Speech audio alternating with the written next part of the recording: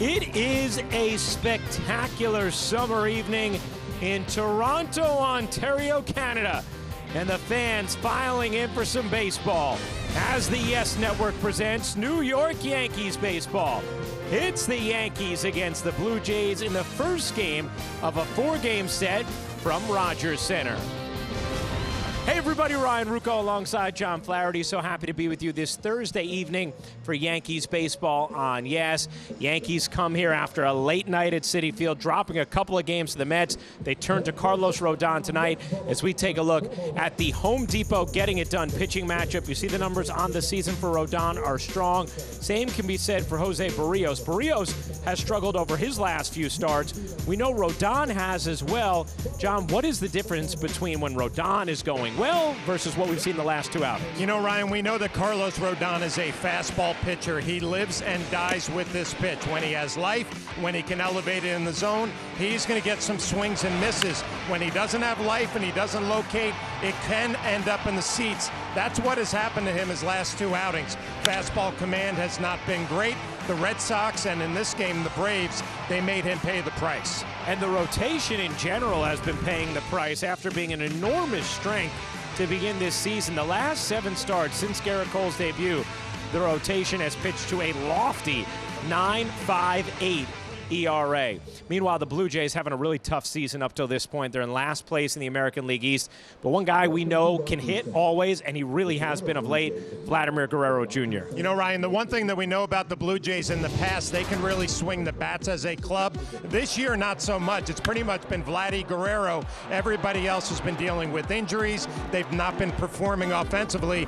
But Guerrero, when you make a mistake, out over the plate, has plenty of power. 10 home runs on the year. He's always been a run producer, and is the one hitter in this Blue Jays lineup the Yankees are going to want to pay attention to the next couple of days. And by the way, he's got good numbers against Rodon coming in. You see what he's done over his last 9 games, heating up with a .359 batting average, 3 homers, 10 ribbies, and an OPS over 1,000. Well, the Yankees' top of the order has been getting it done all season long, really. We'll see Volpe, Soto, and Judge. Lineups, first pitch in baseball, coming up next on Yes.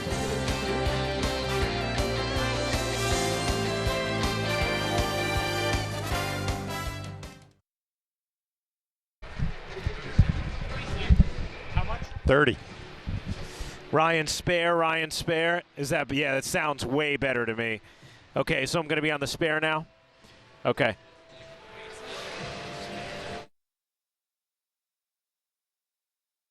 Part by FanDuel. Knock it out of the park every day with FanDuel. Right now, all customers get a bonus or a boost every single day, all summer long. Buy Buick. Visit your local tri-state Buick dealers and buy the New York Lottery. Get out there and play.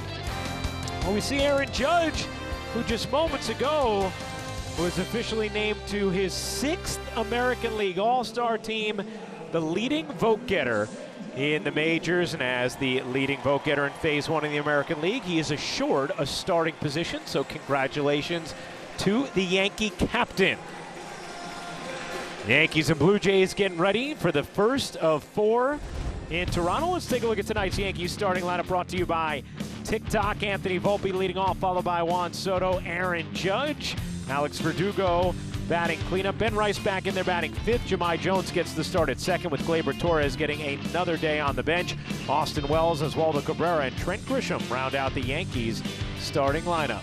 Well, that lineup for the New York Yankees going to face the veteran right-hander Jose Barrios, just starting his warm-up tosses. And you see the numbers on the year, and they are very solid. Let's take a look at our Nissan pitcher scouting report on Barrios. His first 13 games off to a great start, but the pace has slowed down. His last 3 an ERA of 6.48, and a big reason why: the K rate is down and the home run rate is up. He's given up 17 home runs. That's 2nd in Major League Baseball. Has been throwing his changeup a little bit more, and it's a good pitch for him. A 118 batting average against. Let's check out the defense behind him, presented by Defender. Davis Schneider in left, Dalton Varsho in center, George Springer in right, Ernie Clement at third with Bo Bichette at short, IKF, old friend, at second, Vladito at first, and Alejandro Kirk is behind the plate.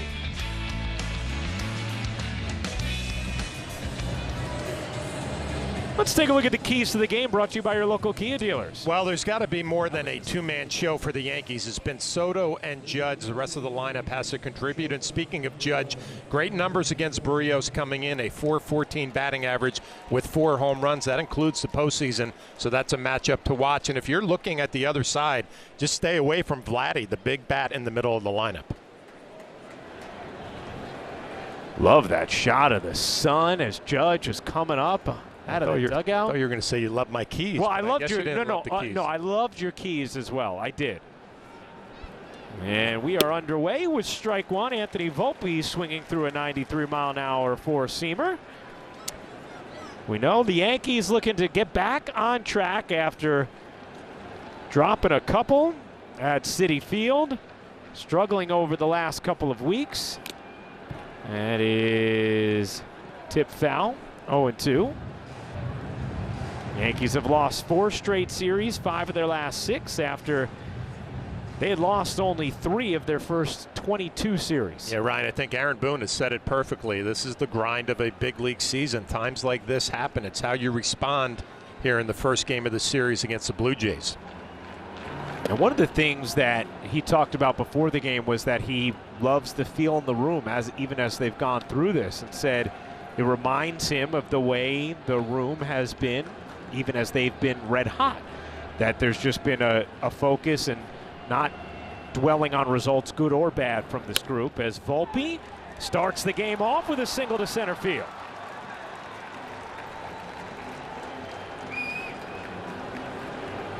Well, I said in the keys it's been a two-man show, Soto and Judge. Well, Volpe has contributed in a nice piece of 2-strike hitting there and a slider down and away, just flipping it right back up the middle. Yankees have gotten off to quick starts in the first inning the last couple of days, but have not been able to cash in.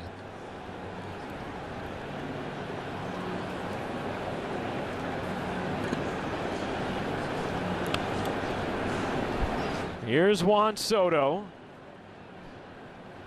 I remember yesterday in that first, that bases loaded, 1 out when Verdugo hit into that double play.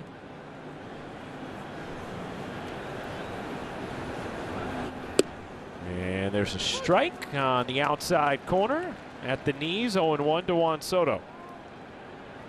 Well, the one thing to watch in this game, and I mentioned the first 13 starts for Berríos were outstanding, a 2.8 ERA. His last 3 he struggled, but 2 of those games against Cleveland. And Cleveland has a lineup loaded with left-handed hitters, and he had a little bit of trouble navigating that lineup. Jeremy Rehak, the home plate umpire. Take a look at the scouting report. Pitcher friendly. More outside strikes, more low strikes in his 7th season. And it's 2-1 on Soto.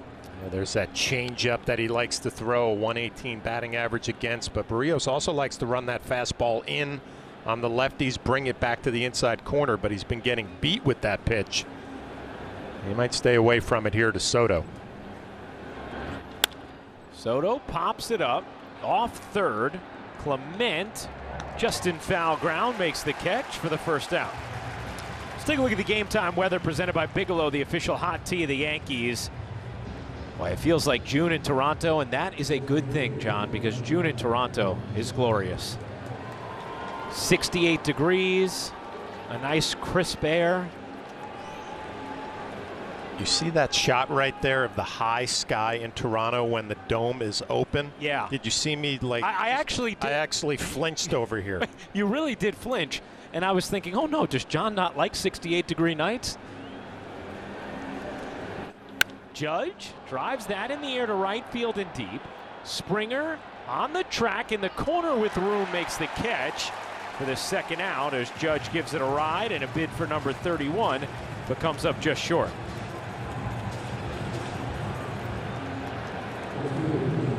So how about that high sky that George Springer just had to look in? Well, every time I came to Toronto, we wanted the Sky Dome back in the day, the Rogers Center, now to be closed, Ryan, because pop-ups in this stadium were a nightmare with the high sky.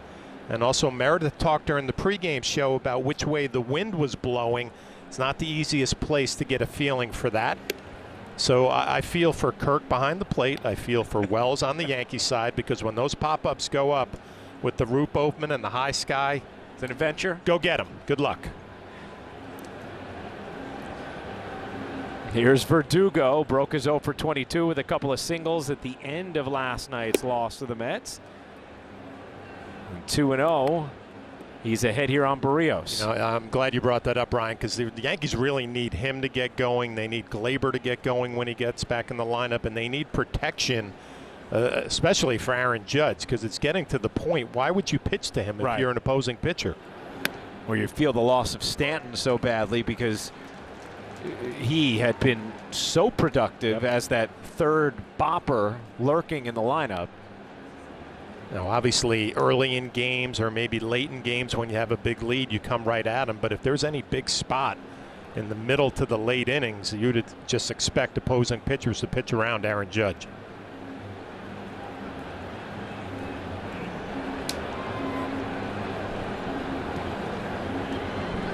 And Verdugo had been having a really nice, solid offensive season before this skid over the last week or so. After he had that huge game in Boston and his return to Fenway.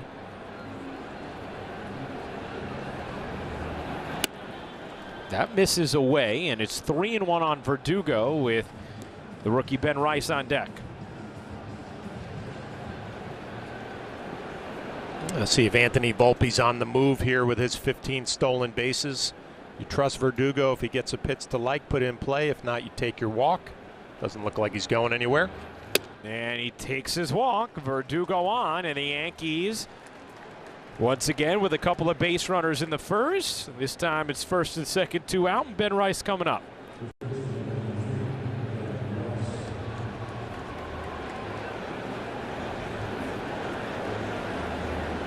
One thing that has been clear through Ben Rice's first 8 games is he has a good feel for the strike zone, really strong plate discipline. And this is an interesting matchup here. Barrios, a veteran pitcher who likes to have a history with opposing hitters. There's no history between these two. Does he come right at Rice or pitch to him carefully early in the at-bat? Misses there carefully. 1-0.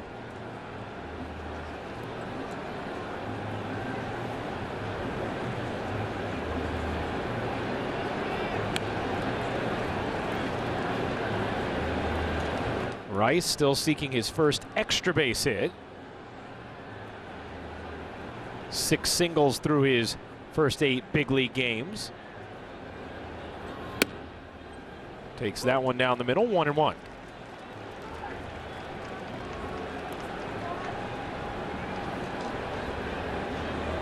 John talked about the Yankees have had good numbers against Barrios. 5.21 ERA against them in his career. And a check on Volpe.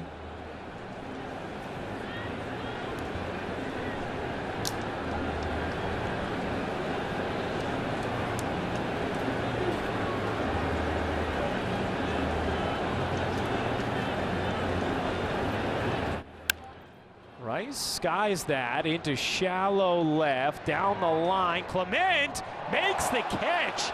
Thought he was being called off, then realized Schneider wasn't going to go for it and got back to it in time. You'll see Clement pull up, says, oh, you got it? Oh, you don't? Okay, I do. Inning over.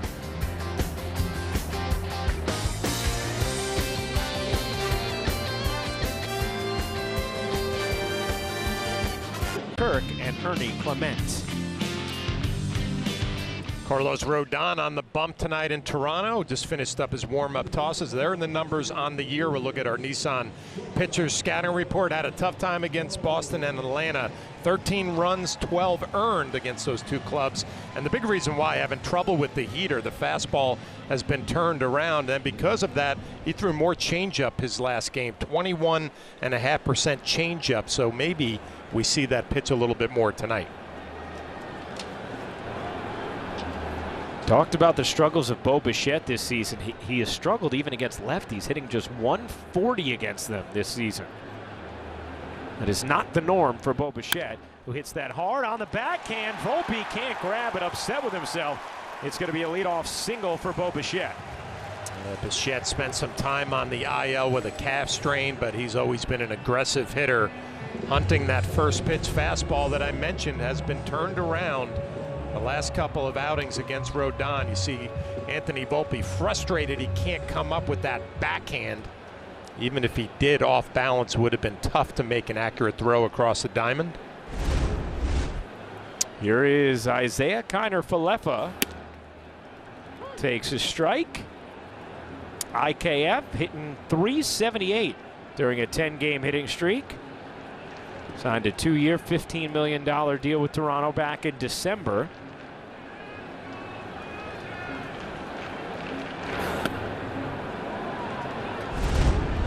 Take another look at Volpe laying out full extension and then showing the frustration, thinking that could have been a play that he might have been able to make.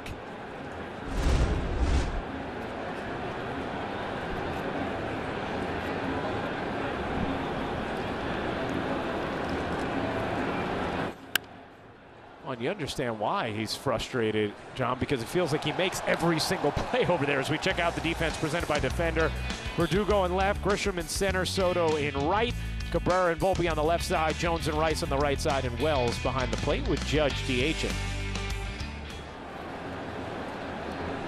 1-2 on IKF as that clips him. A hit batter, and the Blue Jays set up here with first and second, nobody out. Yeah, and the way the last two outings have gone for Rodon, this is the last thing you want to see happen here. A two-strike slider off the back foot. Now you have traffic out on the base paths first and second for the hottest Blue Jay hitter in the lineup. I believe this was in your scouting about Vladimir Guerrero Jr., and this is the one guy you'd want to avoid. Hard to here with first and second, nobody out.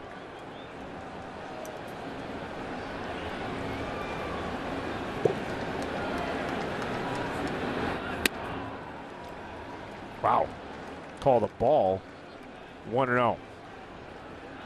A cutter up in the zone that actually looked bigger than we've seen from Rodon, so coming around it a little bit more, Ryan. Monster hack and a miss on 97 upstairs, 1-1. Well, that's going to be the separator tonight, is the fastball, the life, and the location. If he can get the swings and misses on that heater that he had the first 10-12 starts of the season, he'll be all right. Runners start and stop as Rodon, perhaps a little distracted by it, looking back almost before the finish of the delivery. And yeah, this is why Austin Wells, you said, was trying to get him to take time. Instead, it's ball two. Bichette had a running lead. Broken bat, that is fair, and down the right field line. Bichette is going to score easily. IKF to third, going to take a big turn and hang on. It is an RBI broken bat double for Vladimir Guerrero Jr. and an early 1-0 Toronto lead. Well, this is just the way that it's been going for Carlos Rodon, and I guess you could also say the New York Yankees lately. A slider, a shattered bat, a good pitch, soft contact, and perfectly placed down the first base line. It's going to be extra bases. The Blue Jays get on the board, and things are happening quickly here in the first against Rodon. Think about the way this inning developed to a ground ball that Volpe nearly fields, a hit batter on a 1-2 pitch on a back leg breaking ball, and then a broken bat double. Infield in with second and third, nobody out, and ball one from Rodon. Well, Ryan, it's human nature if you're Rodon out on the mound to be thinking, here we go again. Yeah. Right? My last two have been rough, off to a tough start here, but you got to find a way to regroup, make a pitch in a big spot, get through this first. Cued slowly down the first baseline. Yeah, that's just the way it's going. Turner is safe. Run scores. It's 2-0 Blue Jays. Well, we know that Ben Rice is not a first baseman by trade, but can this inning get off to a worse start for the Yankees? A shattered bat from Guerrero, Now Turner off the end of the bat, and you can see the spin on this. I'm sure Rice is thinking, you know what, it's going to go foul, as IKF was going to score easily. It hits against the bag. It's going to be an infield base hit and an RBI, and you wonder if Ben Rice would have just been better coming in, getting the out, and trading the out for the run. Think about it, John. You before that are talking about how unlucky this is. And you can see Carlos Rodon saying, get that ball. Yeah, just take the out. Yeah.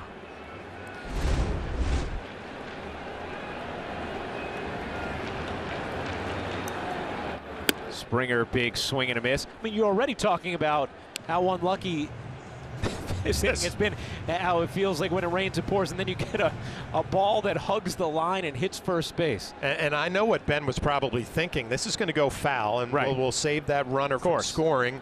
And the way things are going, it obviously didn't work out that way. 1-2. Just hugs the line, stays there off the bag, and then he can't field it cleanly to at least take the out.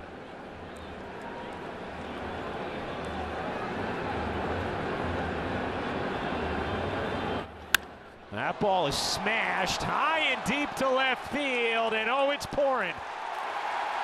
A 3-run shot off the bat of Springer, and just like that, it's 5-0 Blue Jays without an out being recorded.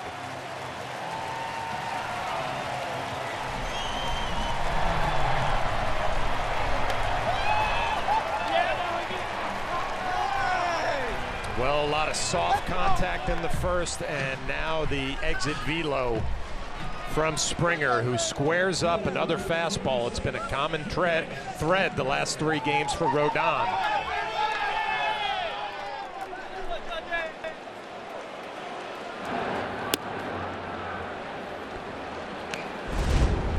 Take another look at the pitch and the location. It's middle in, it's not off the plate, which is where you would want a 2-strike pitch to be.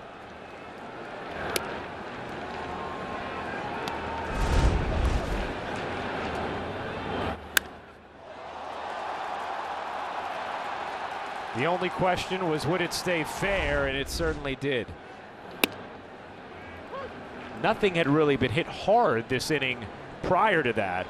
But, John, you mentioned it. That has been a massive problem for Rodon early in his last few starts, just getting smoked on his fastballs.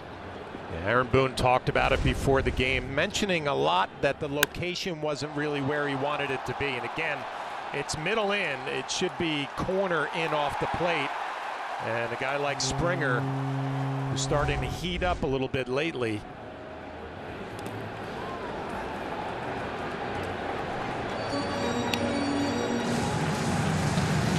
the worst thing that can happen now is you get in that just throw mode, Ryan, where you're not really thinking about setting up pitches, hitting spots and location. You just start throwing instead of pitching. Swing and a miss there on a slider.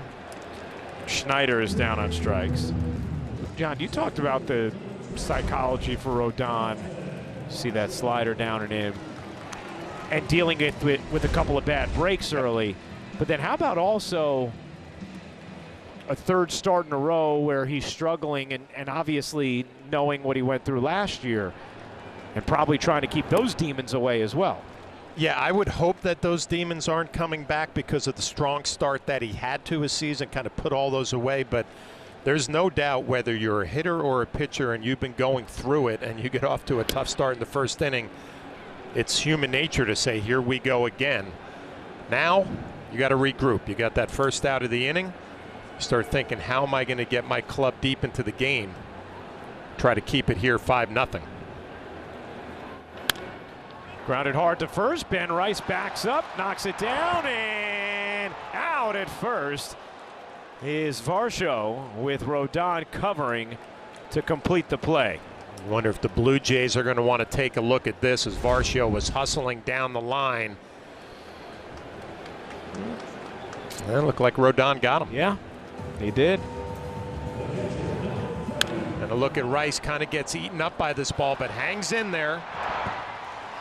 A nice athletic play by Carlos Rodon to finish it up.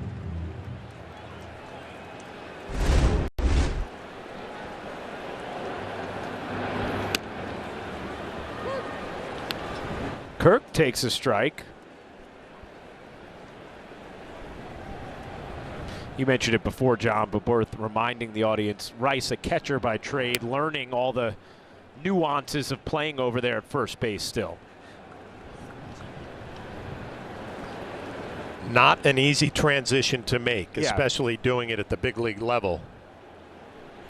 And Ryan, I spoke to him about that when he first came up, and he was very honest about it. It's going to be a little bit of a work in progress. I will say this about Ben Rice. He's out almost every day putting in extra work, trying to get that footwork down and learn the position. But Flash, as you mentioned, doing it at this level, certainly not easy. And when Anthony Rizzo is around, you see Rizzo talking to him a lot, trying to give him pointers and help him understand that position just a little bit better. That ball is laced into the right center field gap. Thank you, Meredith. As Alejandro Kirk is on with a 2-out double. Well, we talked about the fastball being hit lately in his last 3 starts, but also on 2-strike counts. See, that's a fastball right down the middle of the plate. A hitter like Kirk is going to take advantage of that mistake.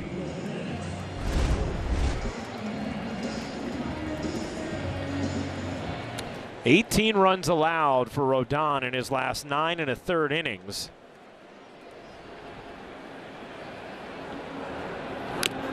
His first 14 starts had pitched to a 2.93 ERA. Last 2 into this one, a much different story. 9th hitter of the inning is Ernie Clement. And he rips that to left field, a base hit.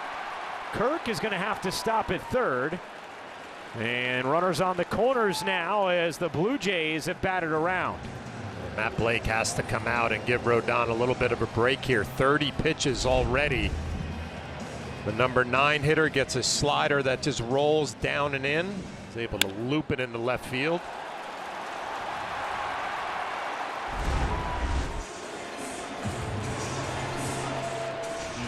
If Boring had a workout, it would be the wall sit. I should probably take a break soon. John, what does this feel like for Austin Wells when your team's going through it, when your starter's going through it, and you're trying to navigate this? Well, you're thinking, I got to put down the right fingers just to get him out of this first inning, right? We need a little breather in the dugout. And I'm sure Matt Blake coming out there for that reason, saying, okay, listen, damage is done already. Now we got to find a way to limit it here. You got 8 offensive innings. Your lineup, give them a chance to fight back in this one. Bo Bichette started it with a 111-mile-an-hour hot smash on the ground that just got under the backhand of Anthony Volpe.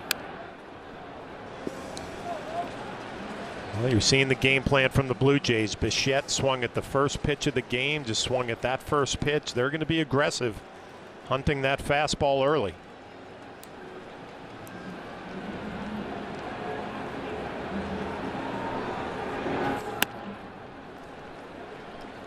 '98 way out of the zone. And the Yankees starting to get a little action going in their bullpen.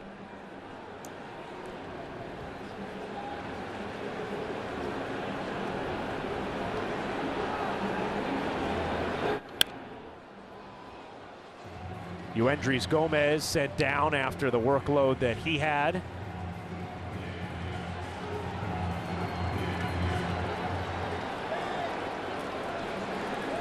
Cousins, one of the new arms in the Yankee pen. We've seen incredible shuffling over the last week.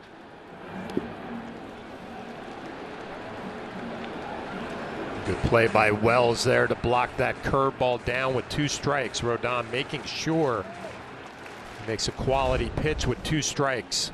Looking for a swing and a miss. And textbook right there from Austin Wells.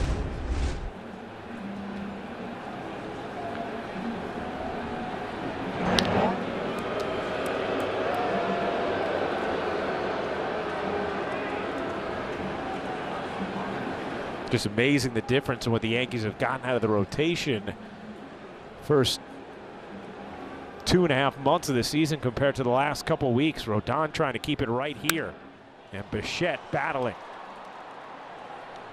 And you look at the velocity, Ryan, 98 miles an hour, right? I mean, that is the top end of where Carlos lives with his heater, but just not getting the swings lately, swings and misses.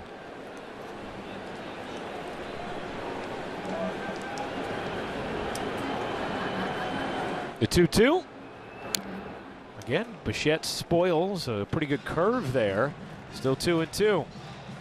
I mean, this is where you start shaking your head if you're Rodon and Wells behind the plate. Can we just get a swing and a miss? Can we get a ground ball at somebody? We just got to find a way to get in that dugout and regroup. 36 pitches already. And the 37th is a telegraph changeup high and away for ball 3. Now you got movement. Clement will be on the move at first.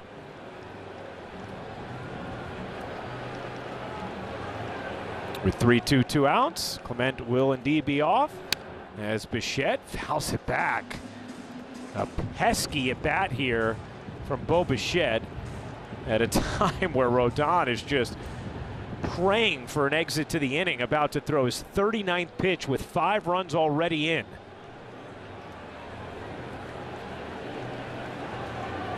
This will be the 9th pitch of this at bat.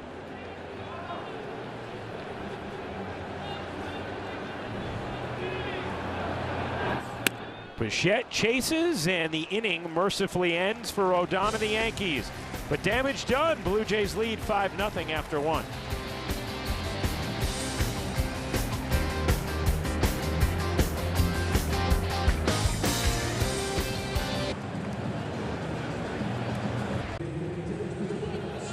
All customers get a bonus or a boost every single day all summer long.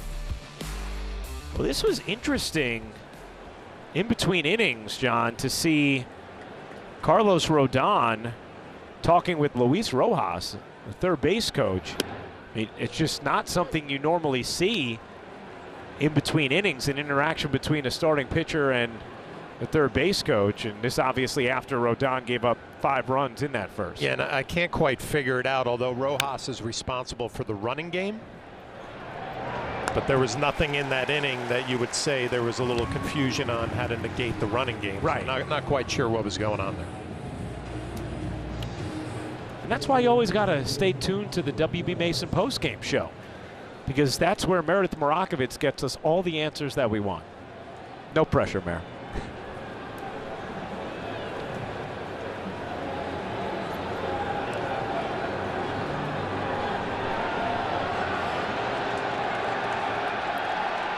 Well, we have a spectator on the field with less than strong velocity in his legs, so he's going to be escorted quickly to the seats.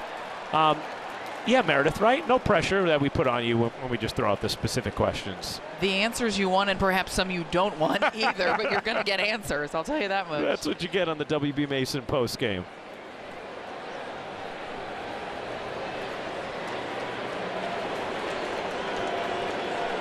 Well, the Yankees could probably use a little extra breather here to reset.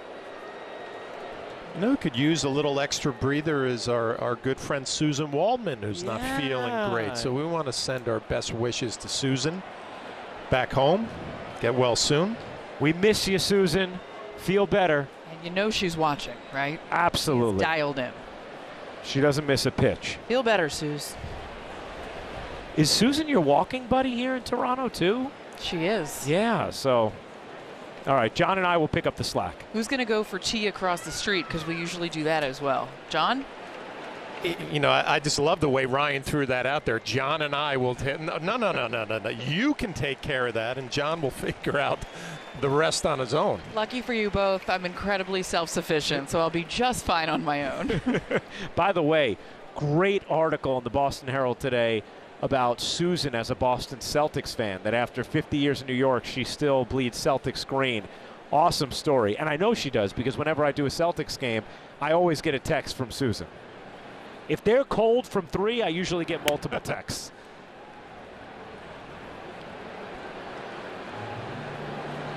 So after the couple of fans were dealt with who came on the field, back to work.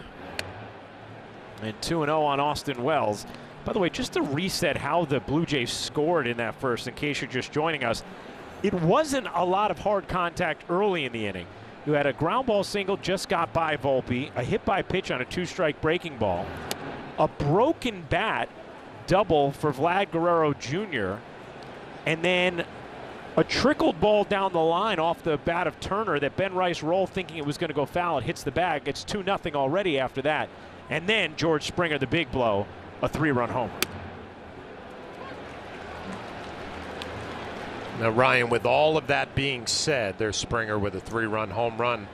Yankees in that dugout, it's a little reevaluation time, right? Things have not gone well. Mets beat up on them 2 days at Citi Field, and they're down 5-0 already. And there are a lot of people be paying attention. How do you respond to this, right? What's your answer going to be over the next 8 innings? You're going to keep grinding out at bats, finding a way, creating traffic, trying to fight your way through it, because it's a grind for everybody in that dugout right now as a club. Wells able to work a walk. A 1-out base runner for the Yankees. Hey, the MLB Ballpark app will complete your next visit to your favorite ballpark. Buy and manage game tickets, redeem offers, access exclusive content, and much more. Download the MLB Ballpark app today.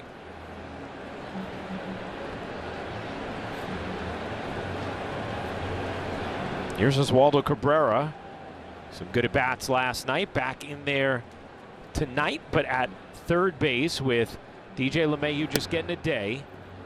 Aaron Boone was asked whether or not LeMahieu not playing was along the same lines of what we've seen with Glaber, and he said, no. DJ just getting a day after a really late night. Yankees didn't get into Toronto till after 4 in the morning. Carlos Rodon talking with his pitching coaches this time instead. And a lefty on the mound tomorrow night for the Blue Jays, so you'd expect DJ to be back in the lineup tomorrow night.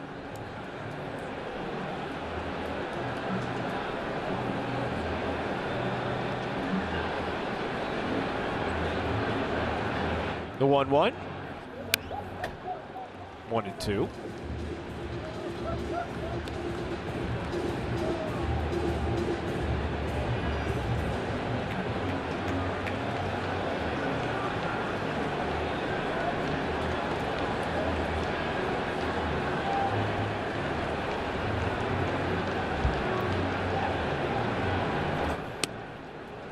Strike 3, caught him looking, perfectly painted on the inside corner, and Cabrera down on strikes. Well, he has made a living through his career throwing the front hip 2-seam fastball. You see Cabrera thinking it's going to be off the plate inside. It runs back to the corner, clips the inside part of the plate, and makes Kirk's job behind the plate pretty easy, framing that one. Here's Trent Grisham.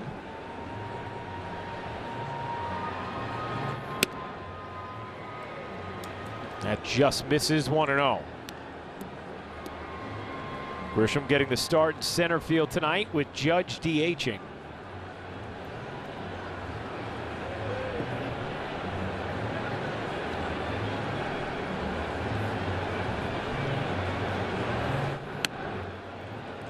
Two and 0 now on Grisham.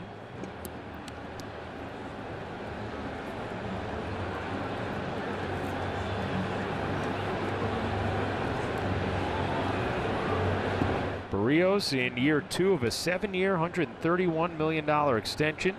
Takes him into 2028 as Grisham grounds out to second.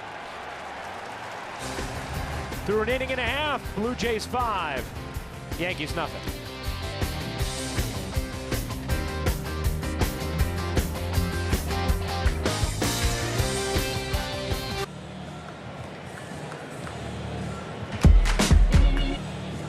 Presented by Google Cloud, and the first inning from Carlos Rodon.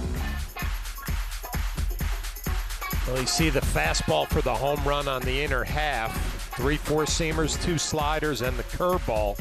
6 hits allowed. And Rodon back out there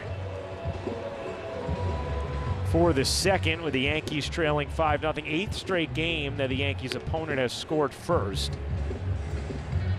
Yankees actually have the best record in baseball when that does happen. Just 1 game under 500 when they yield the first run. Gonna have to climb out of a 5-0 hole, and it starts with Rodon keeping it right here. Here's Kiner Falefa. Take strike one.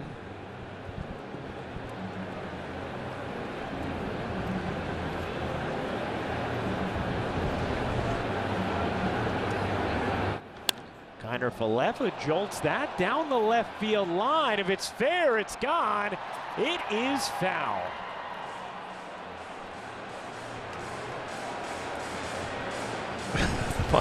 That look says it all right there. If you're Carlos Rodon, like, what is going on here? Fastball to IKF, again, gets there easily. The only question, fair or foul?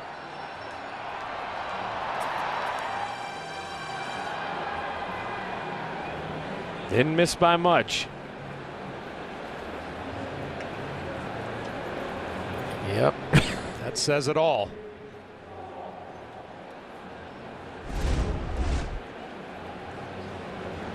Is Toronto challenging this?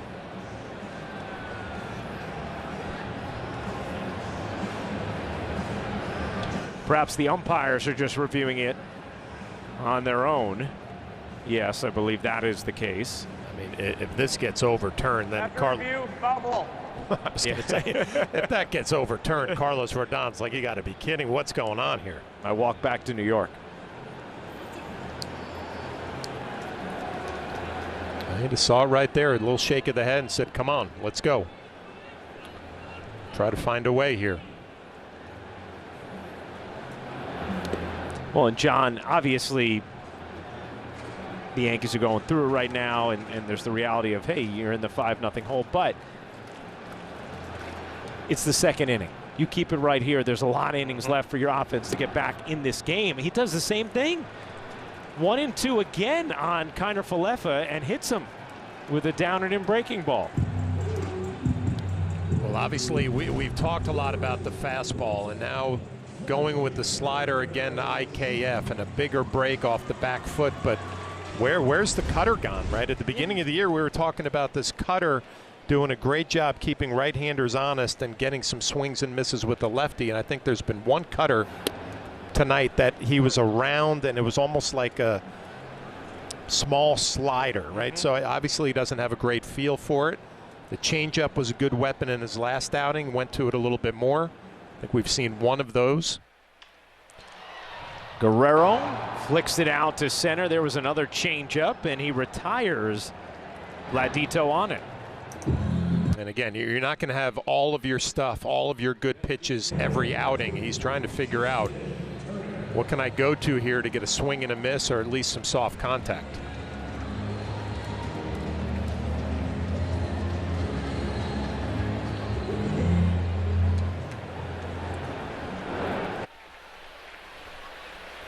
Here's Turner. Nearly hit him. Able to skip over it, 1-0. How about Rodon's ERA from those first 14? 2.93, jumped to 4.32 after the first inning tonight. 2 starts in 1 inning.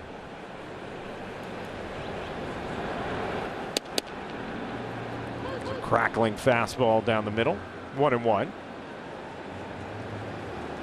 Well, Turner would be a great guy to double up here. You see the Yankee rotation the last 8. They've been so good before that.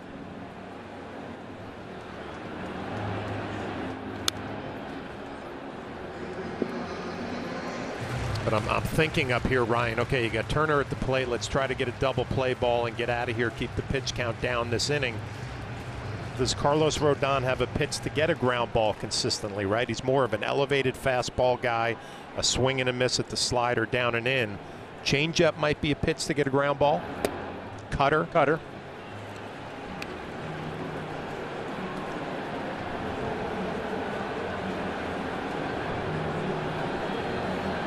Used the change for that second strike on Turner after retiring Guerrero on one. IKF leads off first, the 2-2. And the count is full. 3-2 on Turner. We'll see if Kiner Falefa might be off and running.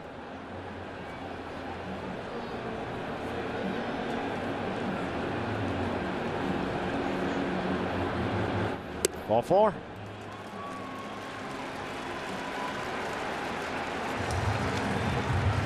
So 2 on with 1 out now here in the second.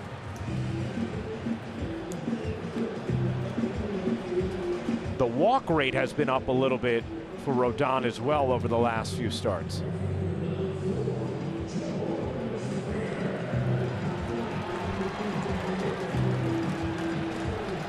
Springer, a 3-run homer.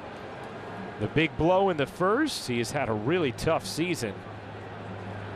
2 on from here with 1 out.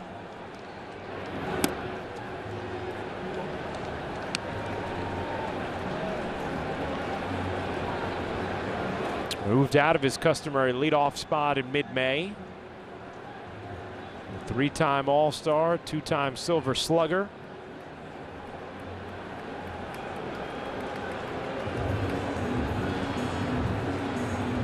Well, Springer had a home run the other day at Fenway Park going the opposite way, so trying to get his season back on track. Adding on with that first inning home run tonight. Well, got into another one. Second 3-run homer in as many innings for George Springer. And Carlos Rodon is going through it right now. 8-0 Blue Jays.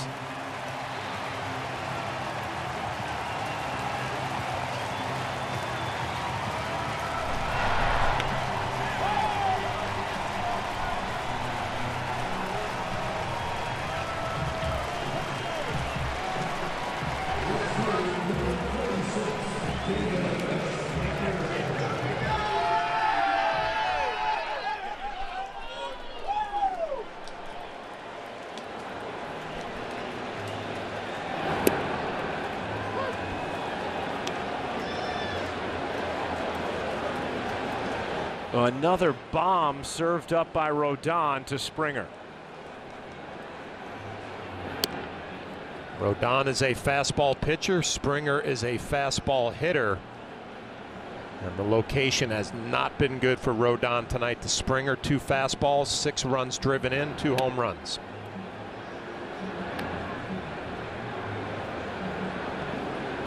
Feels like, too, when Rodon is having a tough night, he has a tough time of steadying the ship before things really get out of control, and they have gotten out of control now. You just see it in this at bat, trying to rebound. It's off speed for a ball, quickly behind in the count. Now it's a 3-1 count. You have to come in there. Popped up down the right field line, and that will make the seats. Fastball hitter against a fastball pitcher, but when you throw it right down the middle, you can see the reaction of Rodon, you can see the reaction of Wells, and Springer enjoying the flight of his second home run tonight.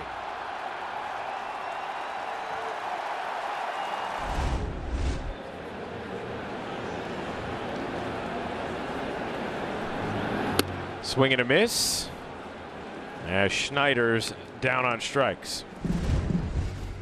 Another look at the location, right down the middle.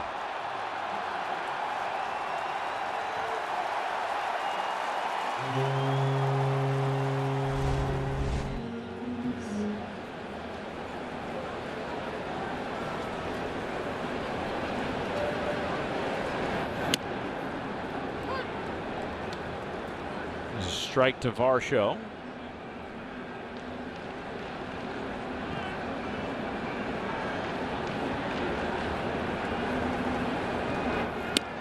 Oh, and 2.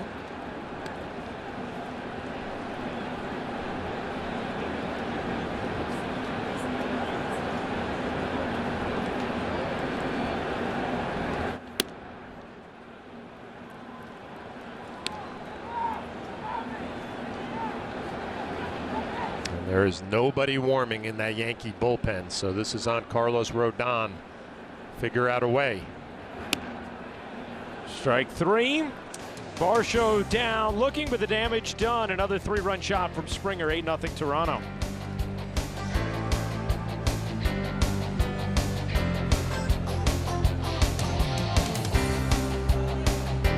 Part by Optimum, where local is big time. Ryan Rucco, John Flaherty, Meredith Morakovitz, our entire Yes Network crew. Unity by Hard Rock. Third inning. And 8-0, the Blue Jays lead the Yankees on another tough night for Carlos Rodon. George Springer, a pair of 3-run homers already. Anthony Volpe got things started in the first with a single up the middle. Second at bat against Barrios. And nearly took out Juan Soto there. 0-2. This was between innings. Carlos Rodon coming in.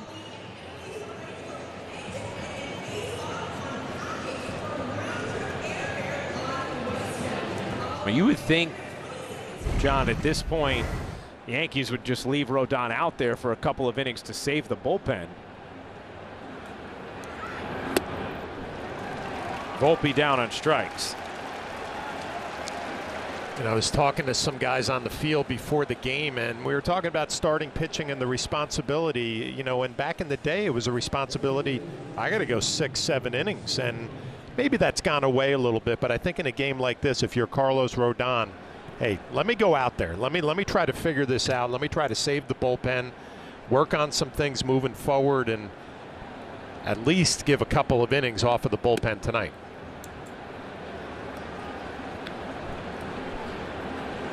Yankees have not lost 4 straight games yet this season, but if they cannot overcome this 8-0 hole, that will happen tonight.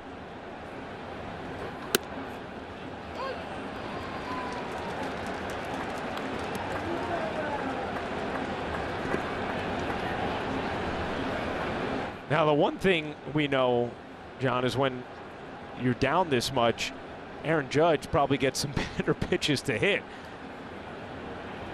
Talked about it before right now with the state of the Yankee lineup, and in those tight games, you know, obviously Judge has always pitched carefully, but even more so with the injuries and the way the offense has struggled behind him. But 8-0, obviously pitchers approach it a little differently.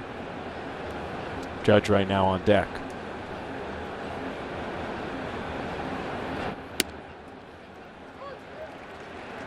Well, Ryan, you talked about it earlier. You know, Aaron Boone's saying that the personality in the clubhouse is the same. Everything's good. Well, you look at nights like this if you're Aaron Boone, and not just Aaron, I think everybody else around baseball, to how does your club react moving forward the rest of this game? Soto down on strikes. And Barrios is getting his changeup going. I mentioned in the scatter report that's been a plus pitch for him his last couple of starts. But it's, you know, yes, you want to come back and win this game, but you also want to see that fight in at bat to at bat, pitch to pitch, where you're making it difficult on the opposing pitcher and make him earn it. Judge flew out to the track in right his first time up after hitting his 30th home run of the season last night. The numbers over his last 53 games are just astonishing.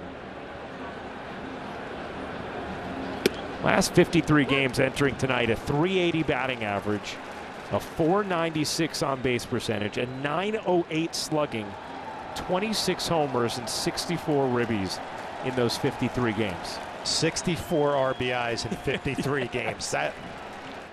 It's sick. And listen, I know the game has changed a lot, but RBIs mean something to the old school guys. You're driving in runs in the big spots, and to have 30 and 77 at this point after the first month of his season is incredible. It's unbelievable.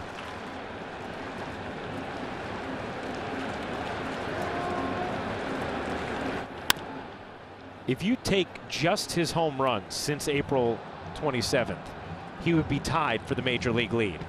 He literally spotted the entire league of month. If you spotted the entire league of month, he'd still be tied. And you see the 54 extra base hits through 82 team games. Some incredible company. Just Ruth, just Garrick, just DiMaggio, just once for each of them, and now Judge.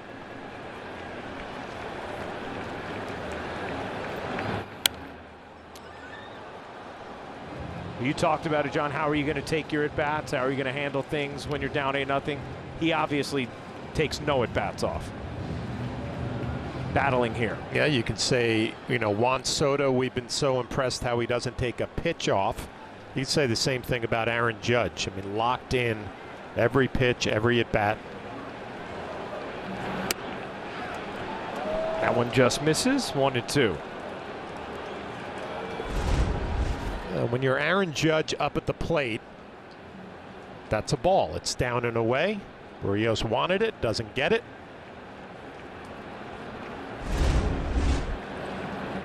Check swing off the glove of Barrios.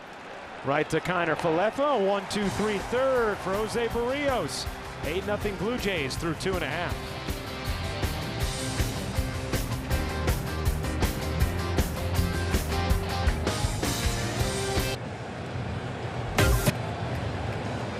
Pinstripe Pride brought to you by Toyota, the official hybrid vehicles of the Yankees.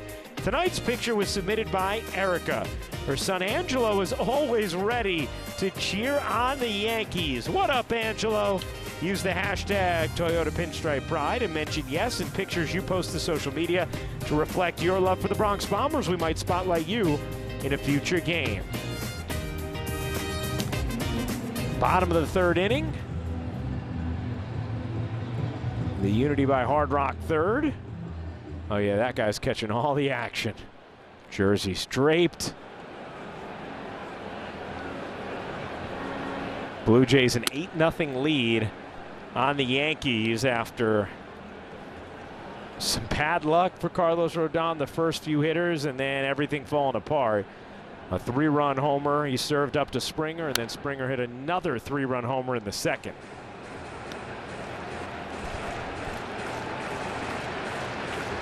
I thought it was interesting, John, the point you brought up in between innings about Rodon, because a lot of times I think when we see a starter staying in here in this situation, we think of it from the team standpoint of, hey, we need you to help out the bullpen. You're going to have to eat a couple innings here. We know it's a tough night, but we just need you. But you were talking about it also from Rodon's perspective of, hey, I want to help the bullpen out, and I want some more innings to try and figure some things out here. Yes, you would hope that there was a conversation in the dugout like, hey, let's maybe get our cutter back to where we want it to be. Use it as an opportunity to take something positive out of this outing. He struck out 3 straight hitters now as Kirk is down looking. Fastball again, not perfectly located with 2 strikes. But Kirk looking for something off speed.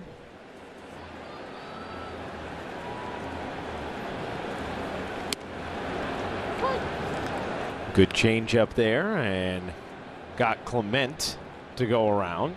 Yeah, and I'm sure, you know, fans listening at home are going to say, wait a second, he's losing 8-0. How can he take something positive out of this? Well, a good changeup located down and away. Maybe you take that into your next outing to say, I have another off-speed pitch I can throw for strikes and a fastball count. Whatever it is, the little victories that you can try to pick up here the next couple of innings.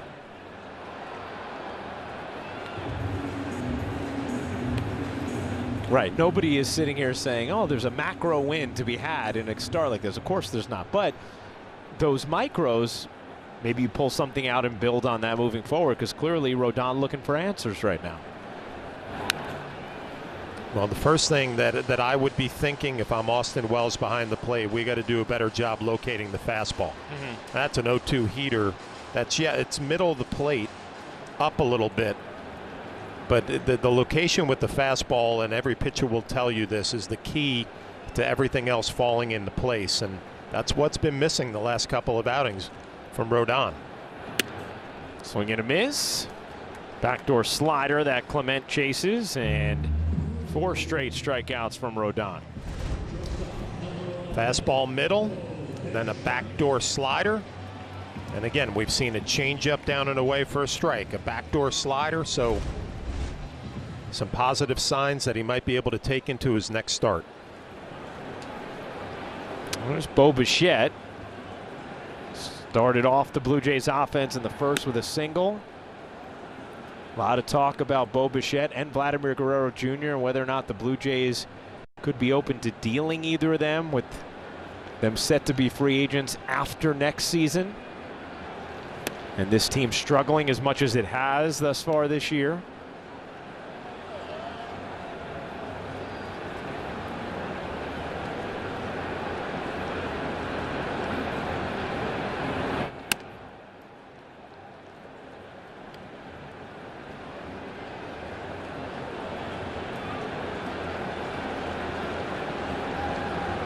Bichette has said he would not be surprised at all if he was traded.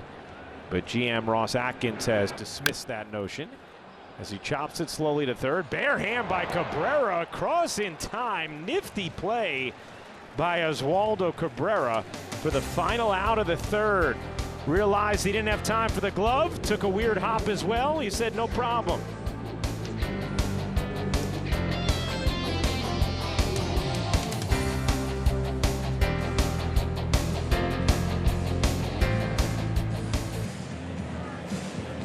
Yes Network on TikTok for exclusive behind-the-scenes content, game highlights, and the latest Yankees news.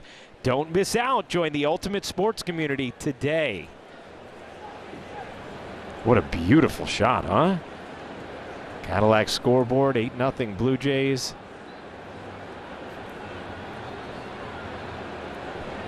Is that not breathtaking?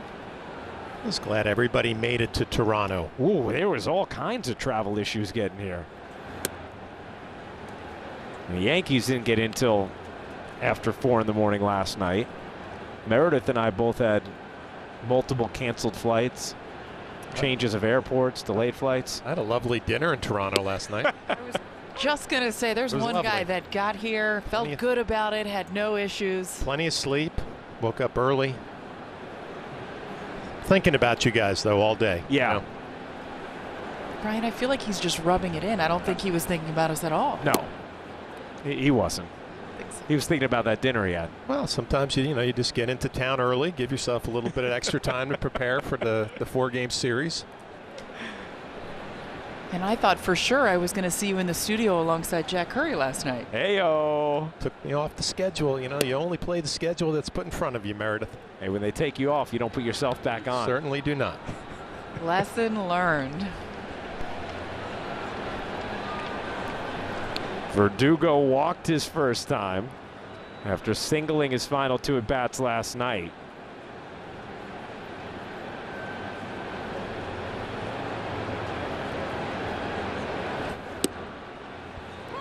Catches the bottom of the zone, 3-2.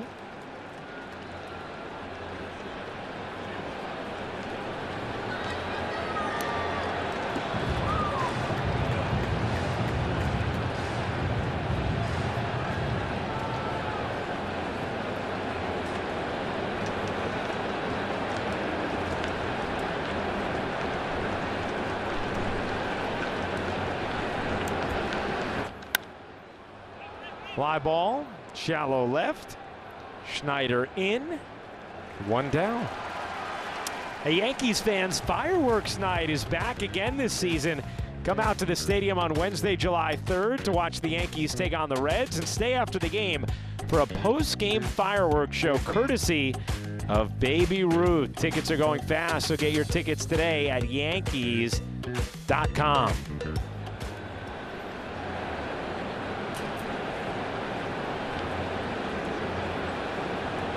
Ben Rice up. Takes a slurve. Backdoor, catching the outside corner for a strike, 0-1. When Aaron Boone has talked about what he's seen from Rice's at-bats thus far, he feels very convicted in being a quality big league hitter throughout his career as he grounds out here to first.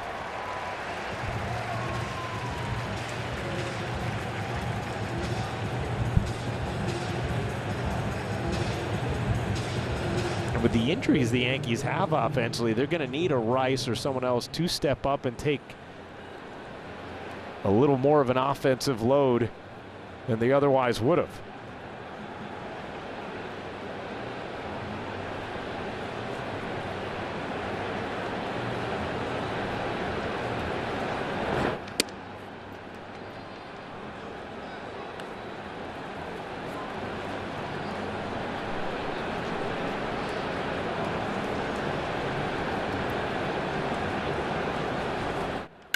Jones rips that into right center. Varsho back and makes the catch.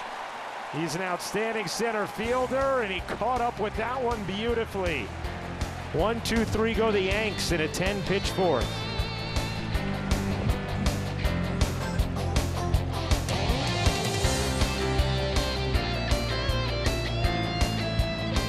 Let's take a a look at pitching decisions presented by Sage. Now we're going to take a look at these home runs for George Springer. The fastball to Kirk, a fastball up out over the plate, another home run to Springer, 96 right down the middle.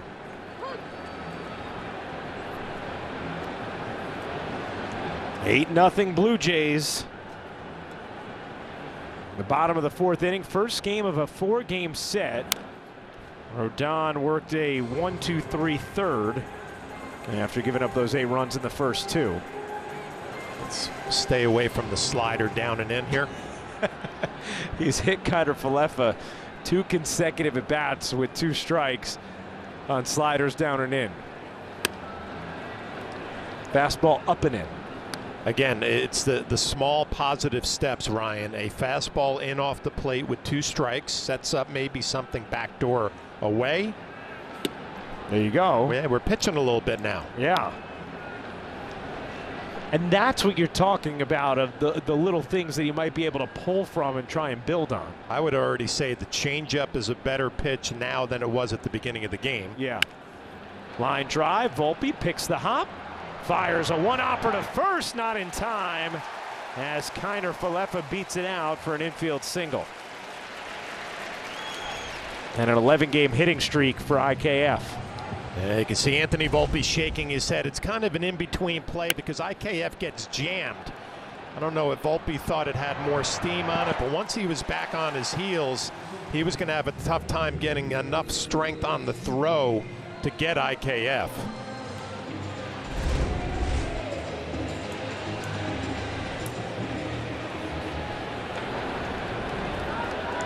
Vladimir Guerrero Jr.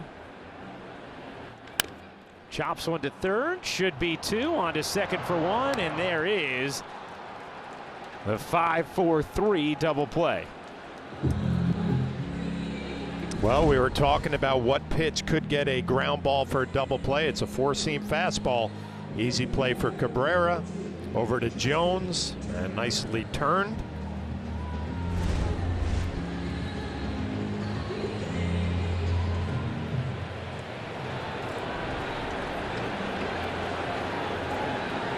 There's Justin Turner, had a red-hot April, has cooled off since. Rodon at 83 pitches.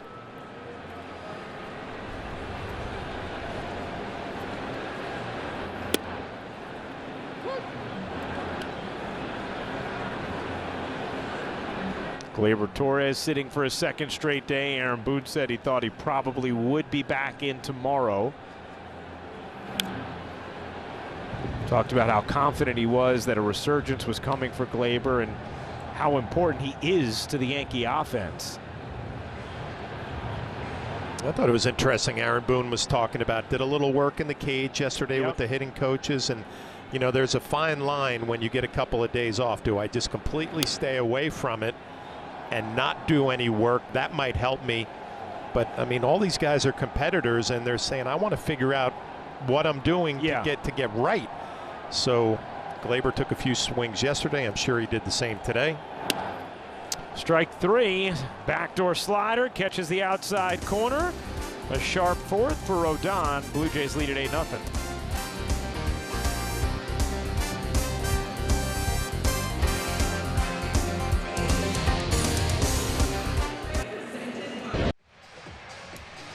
Hey, tomorrow night on ES, the Yankees and Blue Jays play the second game of this 4-game set here at Rogers Center. Coverage begins at 6 o'clock with Audi batting practice today, and the pregame with first pitch scheduled for shortly after 7 on ES and the ES app. Audi scoreboard, 8-0 Blue Jays as Wells rolls over on the first pitch. And a quick out here in the 5th.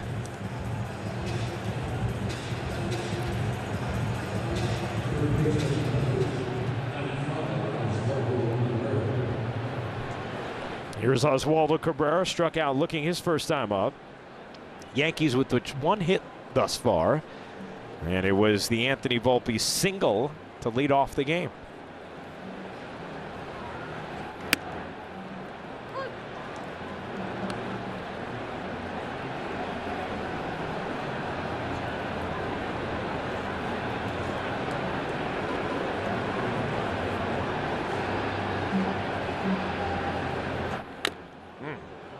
Cabrera gets hit.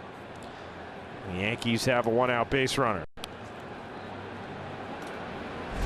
Well, if you think back to Cabrera's first at bat, he got caught looking at that two-seamer that was in and ran to the corner. This one just stayed true. Catches that elbow guard.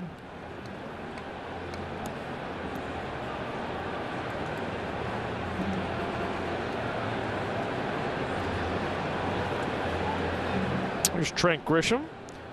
Grounded into a fielder's choice, his first time.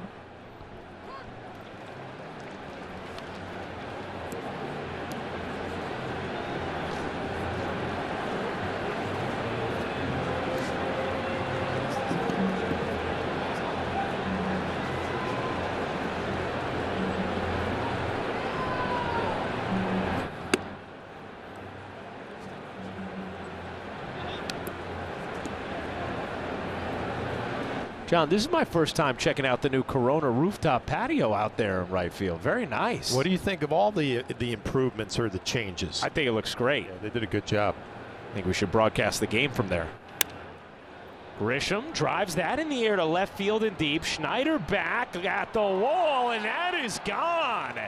A two-run shot going oppo for Trent Grisham, his 5th of the year. It's an 8-2 game.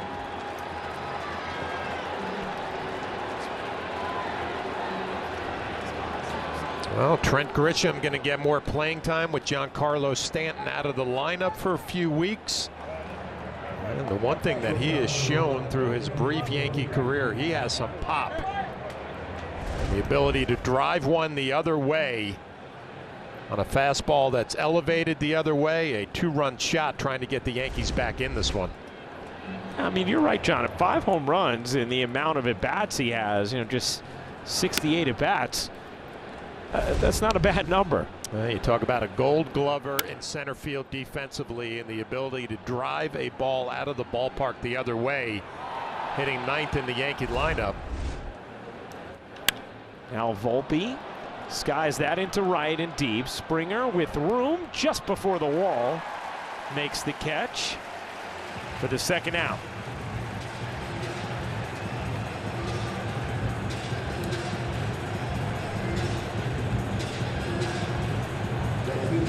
Breaking it down with James Rowson, the hitting coach.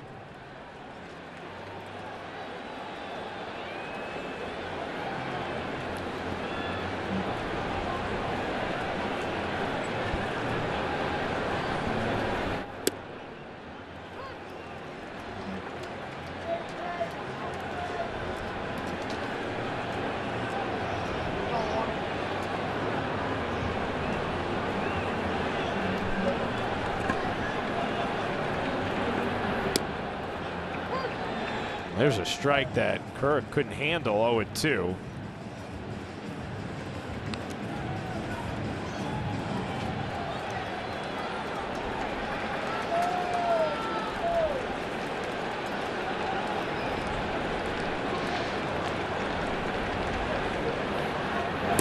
And you don't see many swings like that from Soto. A weak, awkward hack. He struck out for the second time tonight, but the Yankees are on the board thanks to Trent Grisham showing the pop. This time, oppo. A two-run shot. It's an 8-2 game.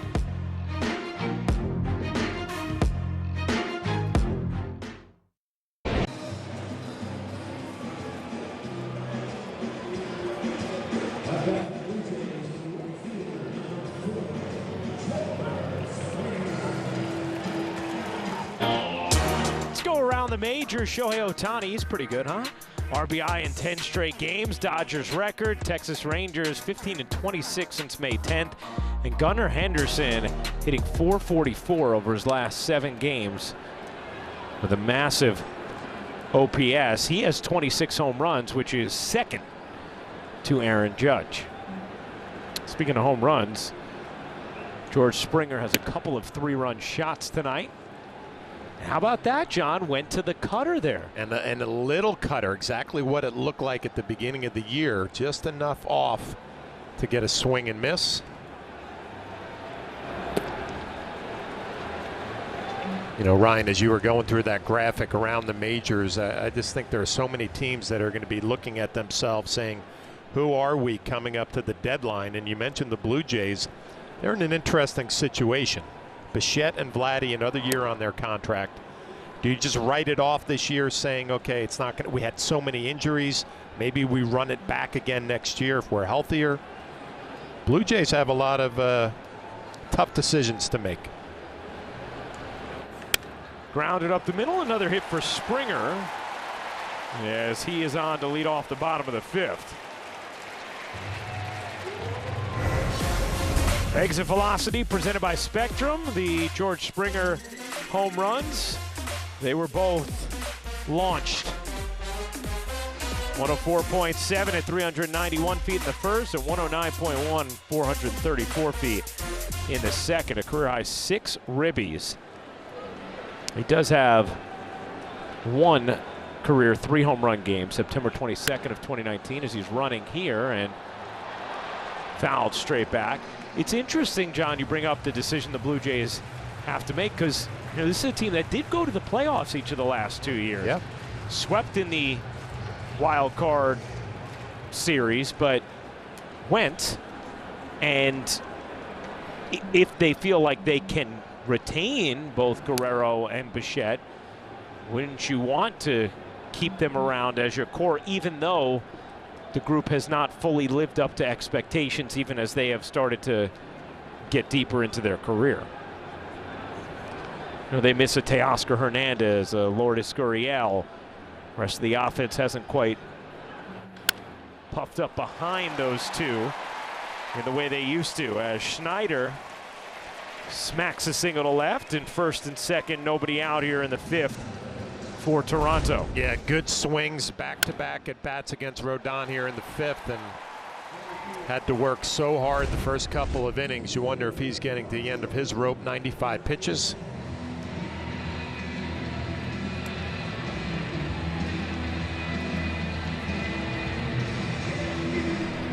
And then, John, if you don't think you're going to re-sign one or both of them, then you in theory would get more value for them now than you would waiting till next year. Meredith? And Ryan, Ross Atkins, their GM, actually spoke to the media today, and he was asked about what they're going to do at the deadline about those two guys, what the future plans are, and he said fans should still have faith, because the biggest thing is they've had that success in the past, many of them together, many coming up from the minor leagues. They feel like they can still turn things around. Now, what they do on the field is obviously going to dictate what they decide to do at the deadline. Right now, he hopes his team focuses on each at-bat, each individual pitch, and take it game by game and trying to claw their way back into it. One thing he did say, a lot of talk has been around John Schneider and what they were going to do there. He gave him a vote of confidence today, saying he believes in him. It would be a different story if he wasn't prepared and the team wasn't prepared. But right now, they're comfortable with him at the helm, and they believe that they can still turn this thing around. Thank you, Meredith. Strike 3. Gets Varsho looking for the first out, and Aaron Boone's going to let Carlos Rodon leave on a positive note, finishing on a strikeout after another tough outing for Carlos Rodon.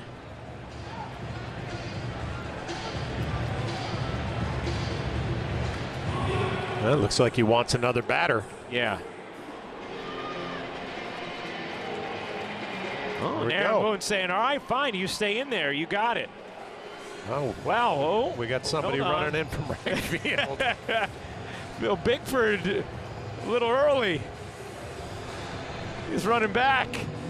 It's not your time yet, young man.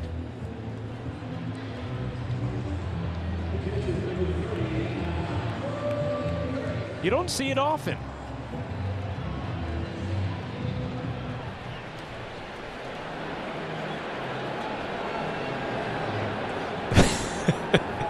All laughs down in the pen. They could use some levity right now. Rodon, even at 99 pitches, saying, hey, I want to stay in here. I want to try and get through this 5th after a nightmarish first 2 innings. Boy, I'll tell you what, John, you are ready on every foul ball that's hit back here. It's probably after your heroic performance in Seattle a few years ago. That was like 2 decades ago. Is that how long we've known each other now, John? Long time ago. Wow.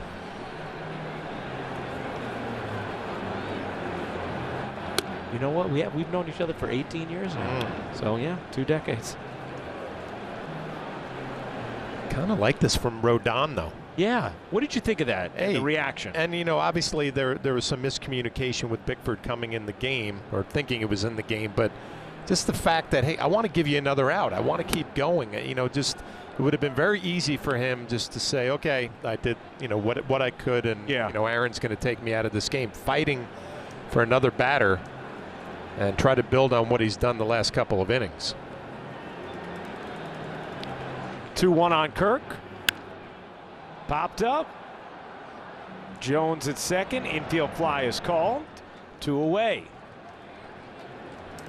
Something you take note of as a teammate as well when you see that? There's no doubt about it. You know the guys who go out there who they don't have anything and they just mail it in and say, well, I'll get him in 4 days, and you hang out the bullpen to dry. Or a situation like this where he very easily could have just said, okay, I'm done. You know, let's go to the dugout and look forward to the next outing. But he wants to finish this 5th inning. As a teammate, you will definitely take notice.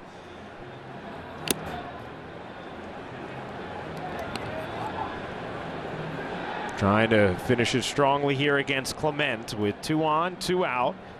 Blue Jays scored 8 runs in the first 2.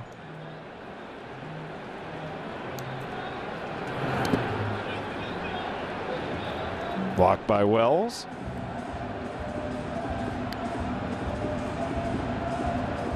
Rodon with 8 strikeouts in this game. Eaten up by a couple of George Springer 3-run homers. 1-2. Good slider there. You know what, Ryan? Every player in that dugout for the Yankees knows that this game will humble you at some point if you play long enough. And Carlos Rodon is going through that right now, like a lot of his teammates are. So you appreciate the fact he wants to fight through this. Chopped to short. Rodon able to fight through and get out of it. Wanted to stay in. Rewarded his manager's faith and muscles through 5.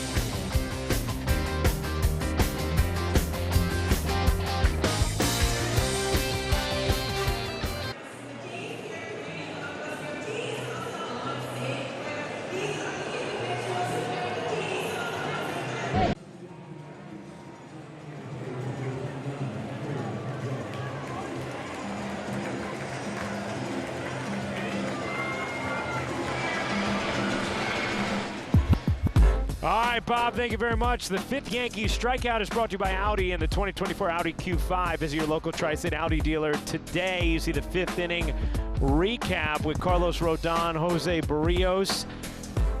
And Barrios has been locked in from jump, made the 1 mistake to Grisham. Rodon really struggled those first 2 innings. Bullpen up in both of them. Looked like his day might be done. And he grinded through the last 3 innings. And John, obviously the outing's not a good one. He gave up 8 runs, but maybe, as you said, in those last 3 innings, he was able to work on and pull some little things out that can help him moving forward. Change up is a positive. The cutter got better. The fastball command got better. And I think the most important part at the end of this was telling Aaron Boone, I will get you through this 5th inning. And the reception that he got from the coaches and his teammates in that dugout, that will go a long way towards building some confidence to his next outing.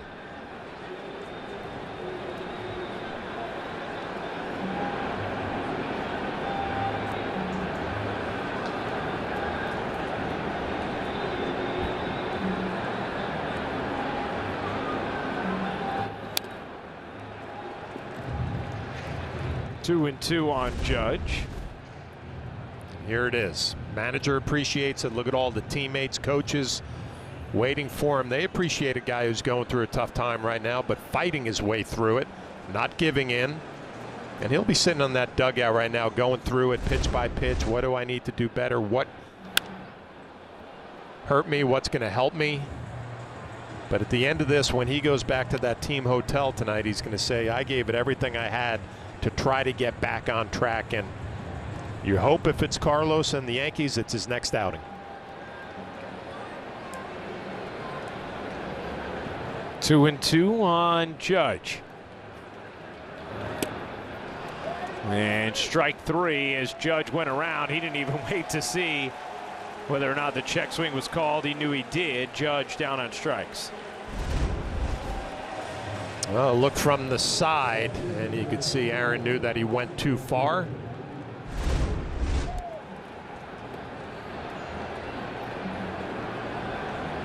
Built some equity with the umpires, right? Tell them, hey, when I go too far, I'm going to let you know. So when I stay here, it means I haven't.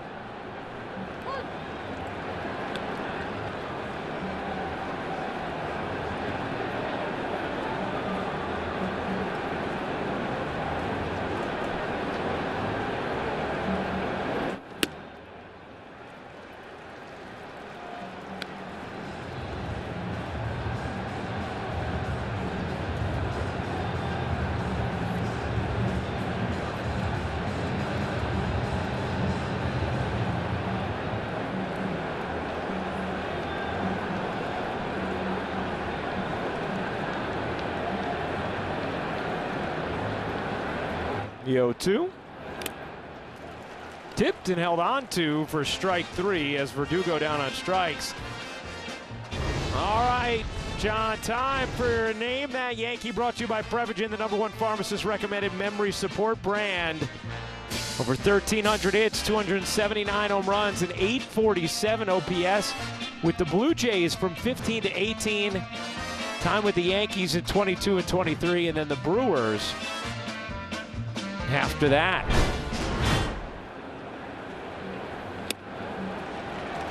And now retired. Retired after the Brewers? Seems so. You got a beat on any of it? No. And it was only a 3. Yeah, I know. Well, it's recent. Recency plays a big role in the difficulty scale. Someone who was with the Yankees in 22 and 23 and then moved on to Milwaukee.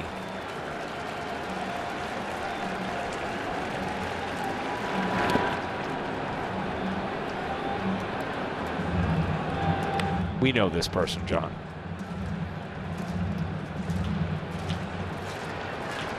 I have it. You will have it soon, too. The Brewers part of it is throwing us off.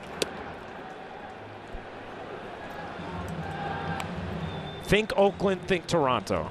Prominent in both those places. I'm letting this game breathe, Ryan. Just letting it breathe. I had a great producer tell me a long time ago, you can let it breathe. The 2-2. It's 3-2 on Ben Rice.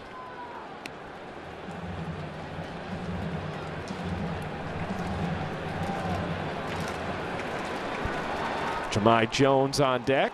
8-2 game.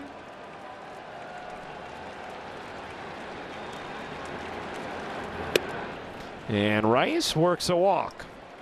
Seen him show a keen eye through his first few games. Shows it again there. 2-out base runner for the Yankees.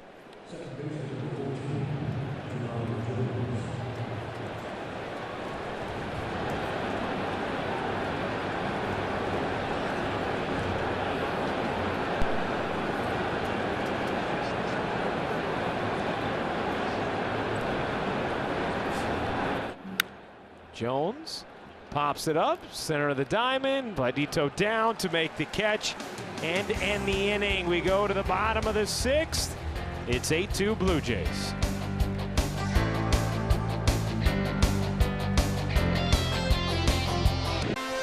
Yankees baseball on Yes is brought to you in part by Bet365. Whatever the sport, whatever the moment, it's never ordinary at Bet365.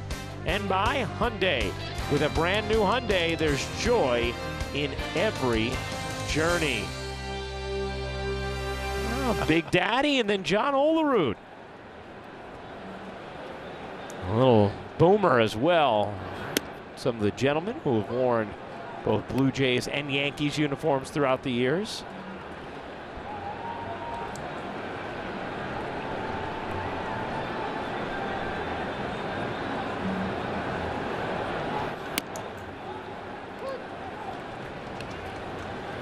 See the numbers for Phil Bickford in his limited appearances, but a 2.93 ERA at AAA.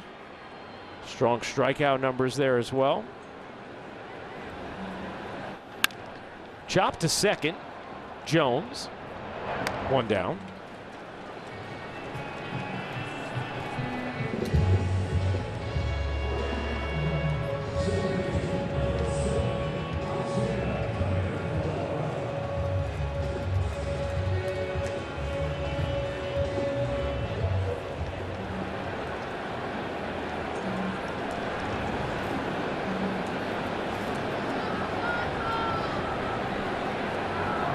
Bickford, one of those guys getting a chance with the Yankees bullpen having a lot of turnover over the last week or so.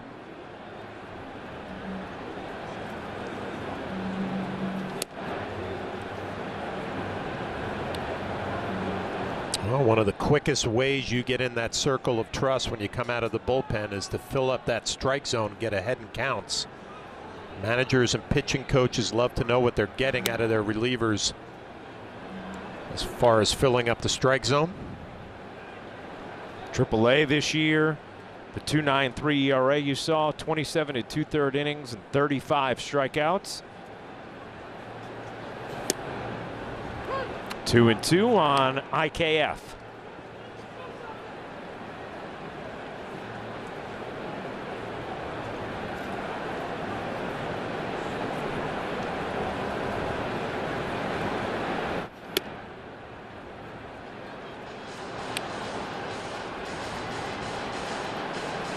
Vladimir Guerrero Jr. on deck.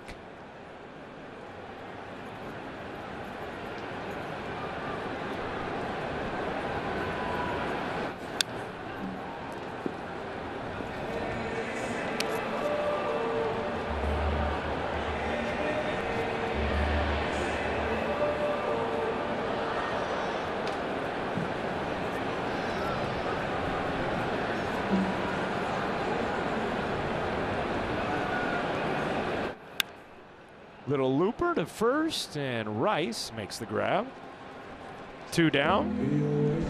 And Ryan, one arm they'd like to get back in that bullpen is Scott Efros. He saw some action tonight in AAA. He threw an inning, 18 pitches, 13 for strikes. He faced 5 batters in that one. 1 ground out, 2 strikeouts, third appearance for him on his rehab assignment so far, moving to AAA this time around. Aaron Boone said he still needs a few more outings until they will consider bringing him back, but the fact that he's continuing to throw and feeling good afterwards, certainly a good sign and could be a nice piece in that Yankees bullpen. Ryan, you mentioned the fact they've been very much in flux lately. Aaron Boone admitted that it's been a little challenging trying to figure out who he can use in what situation to get outs over the last couple of weeks. That's the Montefiore Einstein injury report. Montefiore Einstein, the official hospital of the New York Yankees.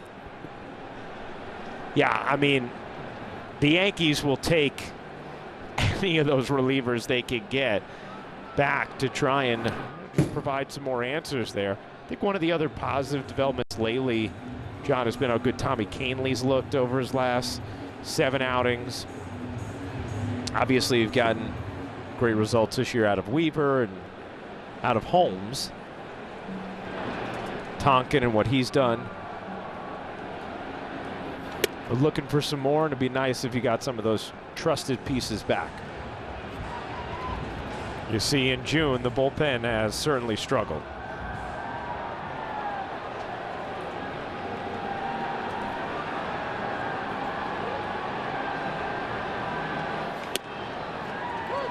Vladimir Guerrero Jr. is coming back. He says no, no, no. Yeah, he's saying no, and he's also waving his finger. I don't think that's going to go over very well. He's probably got a good point. Yep.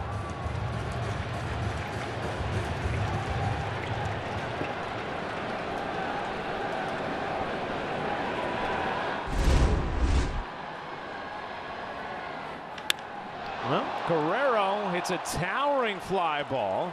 Deep to left. That ball is going to be gone.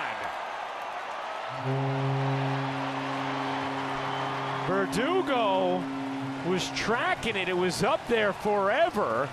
And eventually, it came down over the wall. 11th home run of the year for Guerrero.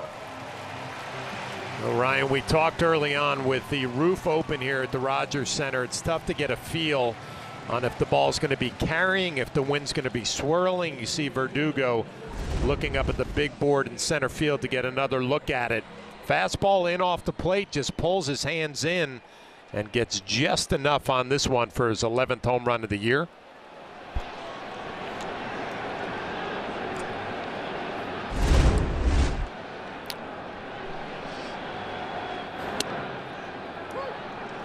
So I guess he's okay with that pitch being called a strike instead of a ball.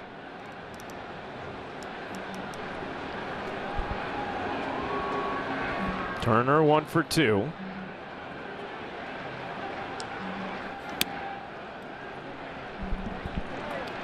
One and one on Turner.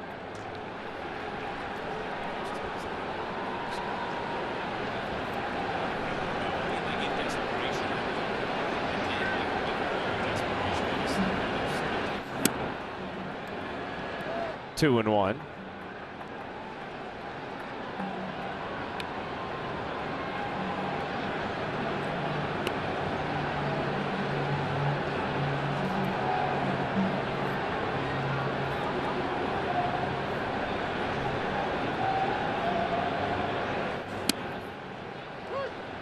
Catches the outside corner. 2 and 2.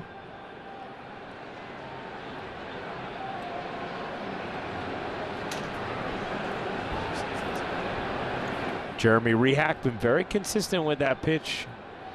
Outside corner to righties tonight. 3 and 2 now on Turner.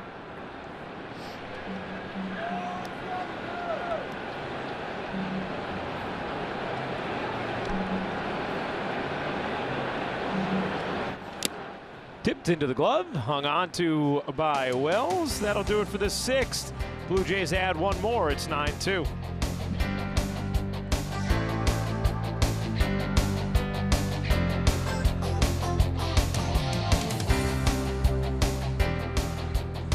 On Yes is brought to you in part by Optimum, where local is big time. Ryan Rucco, John Flaherty, Meredith Morakovitz with you. Our entire crew, appreciate you hanging out with us on a Thursday evening. Yankees trailing the Blue Jays 9-2. Top of the 7th inning. Carlos Rodon gave up a couple of unlucky runs through the first 4 batters of the first, then served up a 3-run homer to George Springer, made it 5-0. In the second, allowed another 3-run homer to George Springer to make it 8-0. Rodon stayed in the 3rd, 4th, fought his manager to stay in the 5th. Aaron Boone went to pull him out, said, no, I want to get through this 5th, and did. Well, the Yankees trailing 9-2 now. Let's go back to Name That Yankee. Brought to you by Prevagen. All right, John, has it come to you? He was a right-handed hitter who was prevalent getting the baseball in the air. Yeah, bringer of rain, Josh Donaldson is the answer to Name That Yankee. I don't want to do this. I have to be the bringer of the truth, Ryan. Oh, okay. Go ahead. I think Flash might have had an assist on that. I did have help. Okay.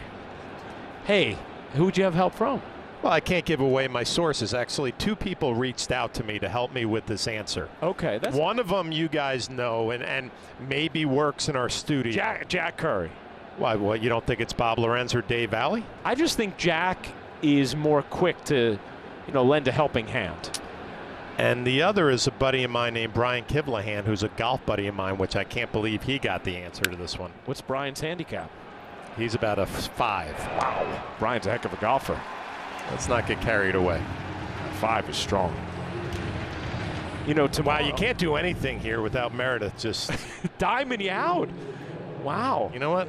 Now I know for the next 3 days. The tone has been set on game one. You just got to put your phone on the other side of your laptop, closer to me than her, and then she won't see who's texting you answers. I'll admit it. There was a couple of minutes there that you saw. I saw Jack's name come up on my phone, and I knew the answer was behind that text. And I waited a couple of minutes. He did wait. He thought about just trying to come up with the answer on his own. And wasn't going to cheat. And I couldn't do it anymore. I couldn't resist.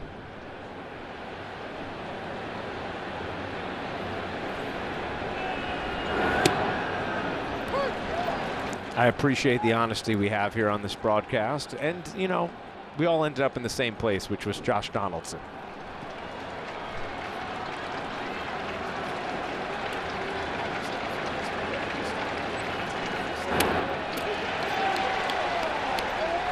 Grisham goes around. 1, 2, 3 go the Yanks in the 7th. A 9-pitch inning. Through 6.5. Oh, yeah, the bringer of rain. The trivia answer.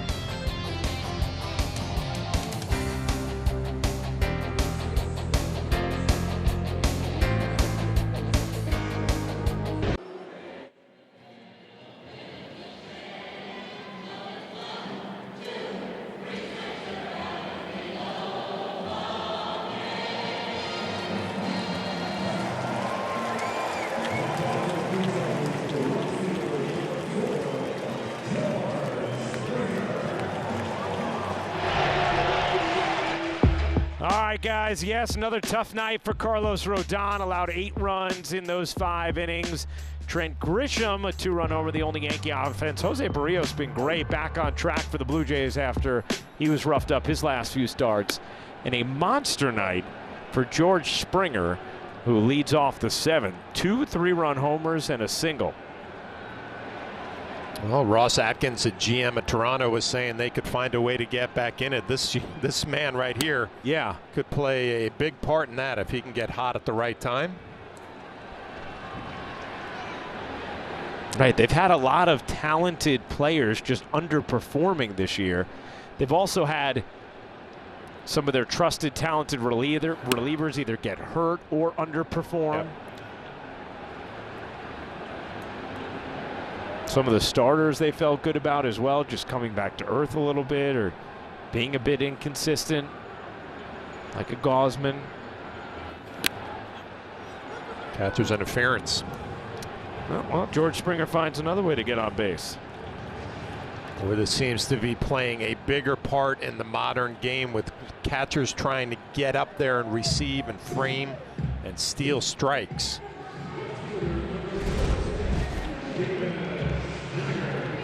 Yeah, clearly got the glove. John, would that hurt your left hand as a catcher when you get clipped by a bat? Well, it really depends on where it gets. So Austin Wells there looked like it got like the end of the glove, so probably not so bad. But if you get a deep swing, that could get the back of your hand.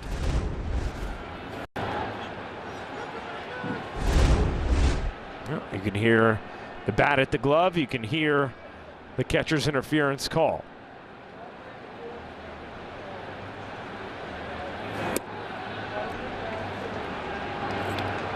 Ryan, old school receivers and catchers would always let the baseball travel to them. Yeah. And try to obviously present it in a good way to an umpire to try to get a strike call. But the modern receiver, you're really reaching out and underneath and back up to the strike zone. And we're seeing that catcher's interference really become a big part of the game.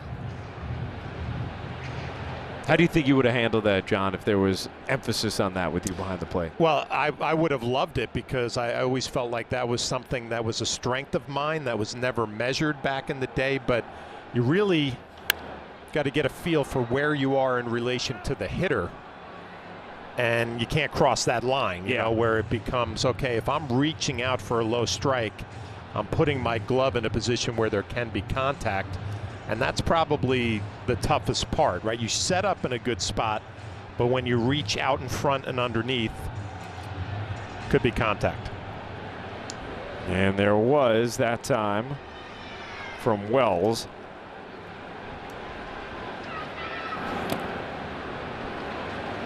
Two and two.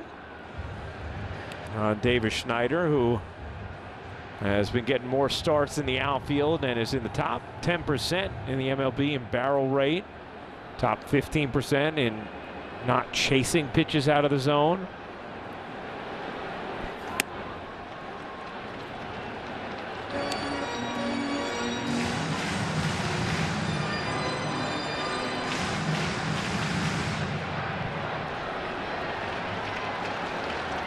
Debuted last August with an incredible first 25 games. Chases here and is down on strikes.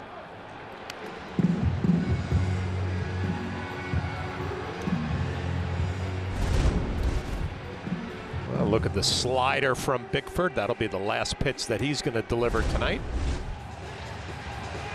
So Bickford's night done. Cousins coming in. 7th inning action. Blue Jays lead at 9-2.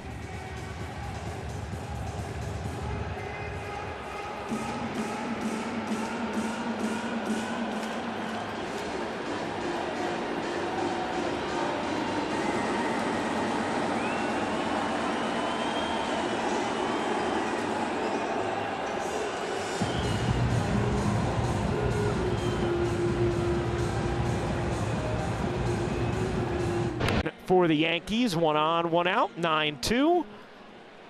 Blue Jays lead it. You see the numbers through a couple of appearances for Jake Cousins.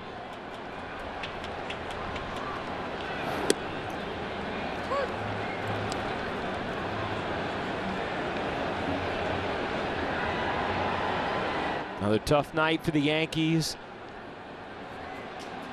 Couple innings away from their first 4-game losing streak of the season.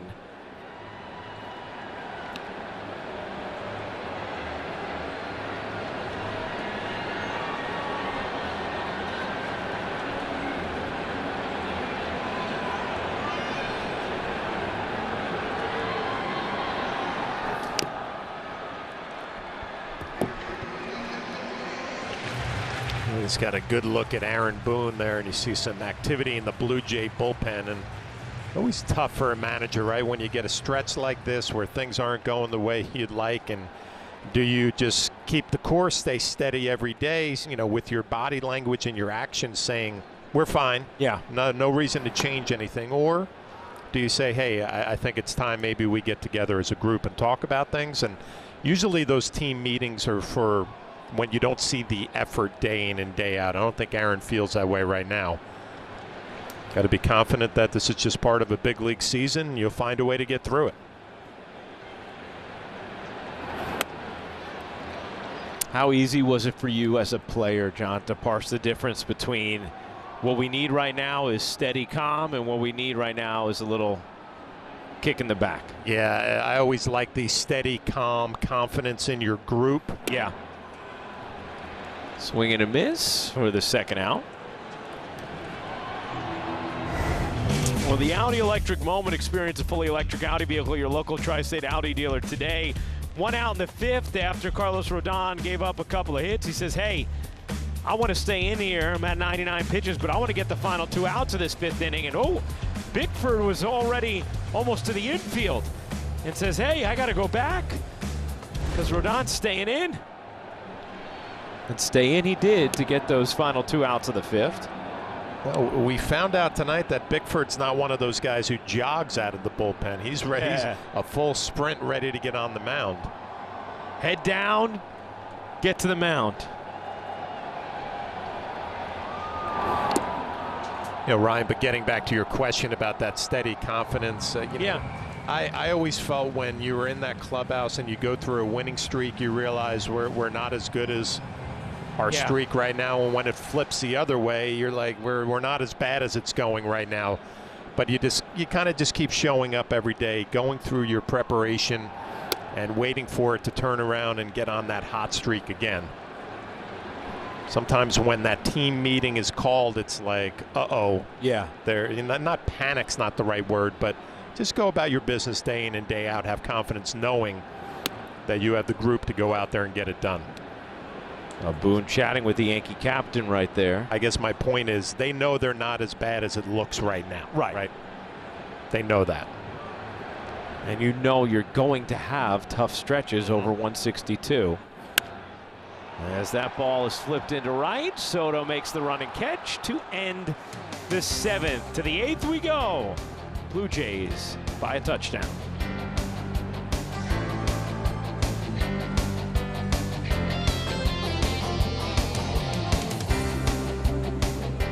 To actually live that dream. It's the New York Yankees Fantasy Camp at George M. Steinbrenner Field in Tampa, Florida. With former Yankees by your side, you'll play ball on the same fields the big leaguers use, with your own uniform and locker. Space is limited, so scan the QR code today for more information.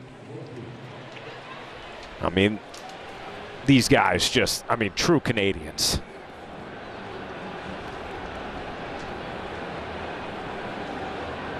Zach Pop, great name into the game. You ever done fantasy camp, John? I have. I was an instructor 1 year at fantasy camp. Had a great time. Time for you to go back.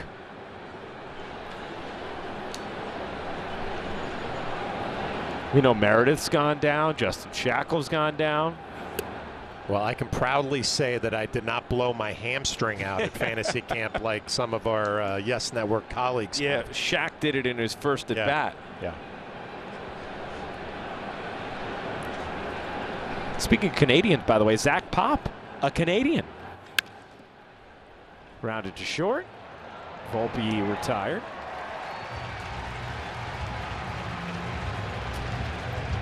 Well, meanwhile, the Blue Jays with a 7-run lead have to be pleased with Barrios and his effort tonight. Yeah. 7 innings. Rebounding after a couple of rough starts, and really did a good job with the left-handed hitters in the lineup, except for Grisham and that 2-run home run. Soto 0 for 3 with 2 strikeouts. Didn't look comfortable in those at-bats against Barrios either, which is always noteworthy because he almost always looks comfortable.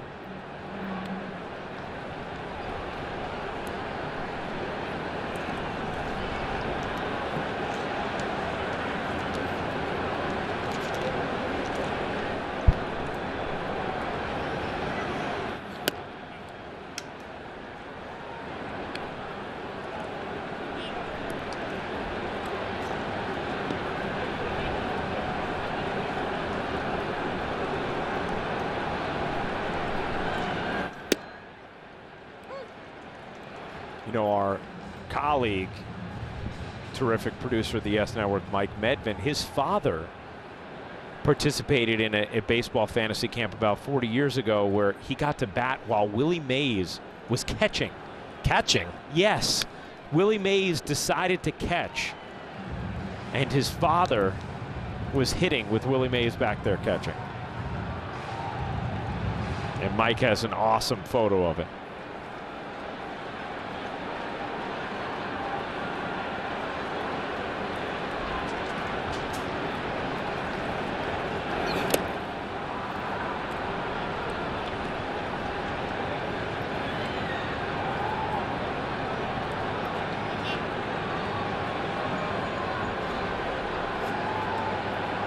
Three and 2 on Soto with Judge on deck.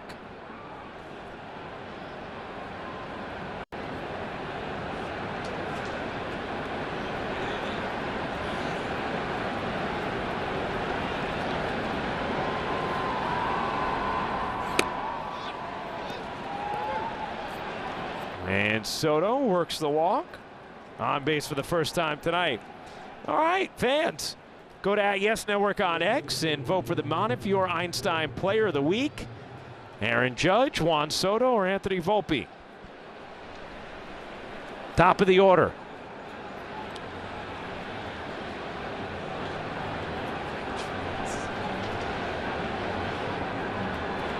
Here's Judge, 0 for 3 so far tonight.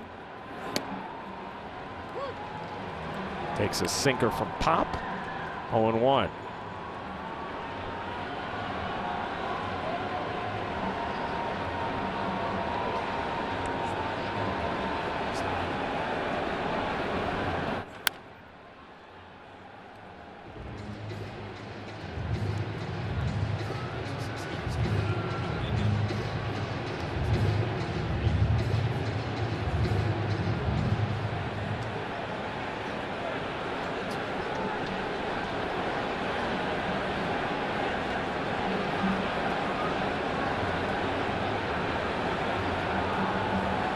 The 0-2.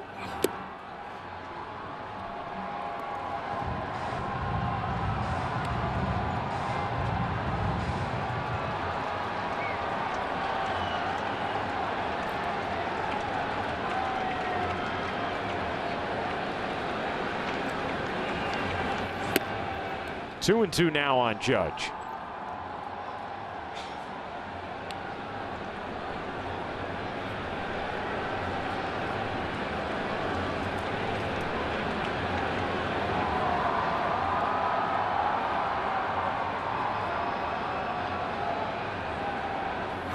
Swing and a miss. Judge down on strikes for the second out.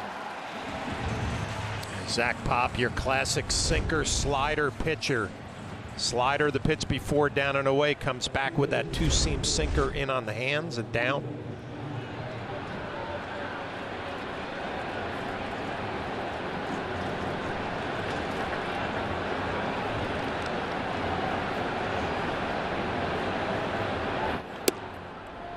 Inside on Verdugo, 1-0.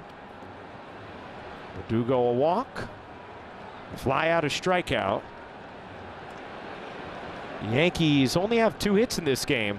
Leadoff single from Volpe and then the 2-run homer from Grisham in the 5th. And that's it.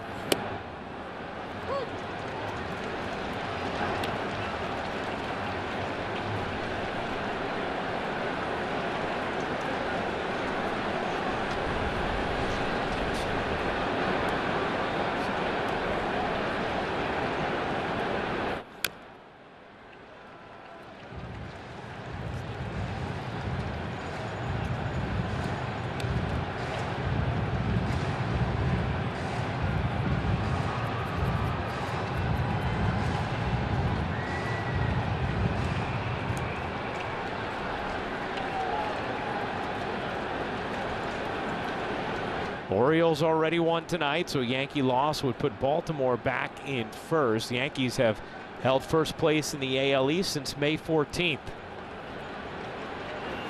Verdugo tips it into the glove to end the top of the 8th. To the bottom of the 8th we go. 9-2 Toronto.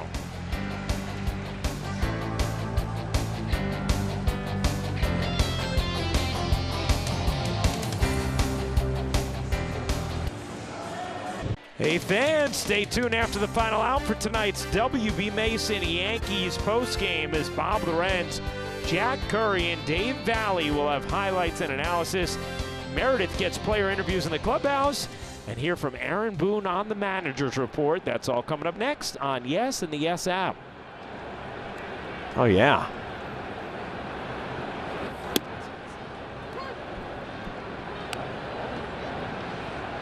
You like that red jacket and that dance from Ace, the Blue Jays mascot?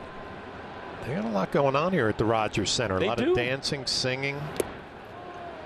A lot to cheer about when your team's up 9-2. Well, you know what tonight is, though, here? It is salsa night. So I don't know that Ace always has that jacket on.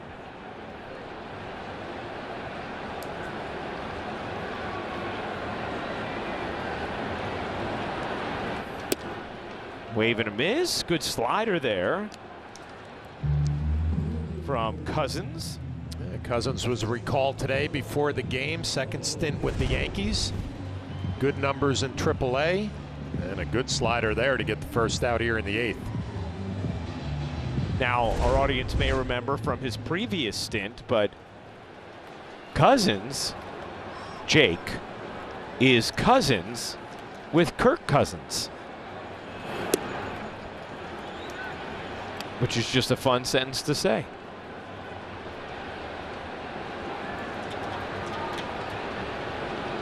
The cousins are cousins.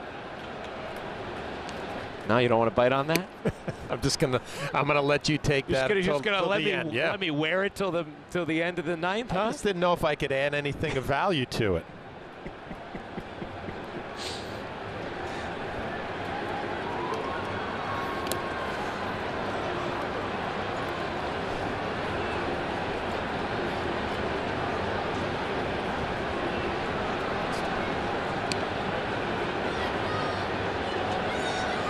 Carlos Rodon out there in the dugout for the end of this one. Saw Marcus Stroman in there, who will start tomorrow. Got a night game tomorrow, and then 3 o'clock day game on Saturday, and a 1 o'clock on Sunday.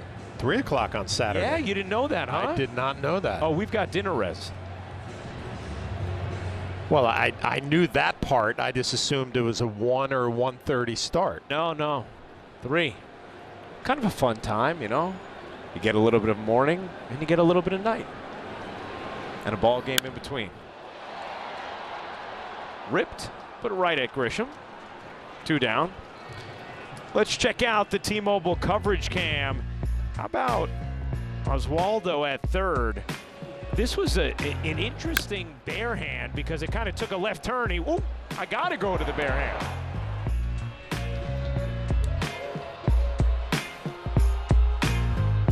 As he approached it, John, I think he might have been thinking glove, and he didn't have a choice with the hop it took. Yeah, good reactions, and also he came up with a changeup grip and was able to rotate the baseball to get a four-seamer.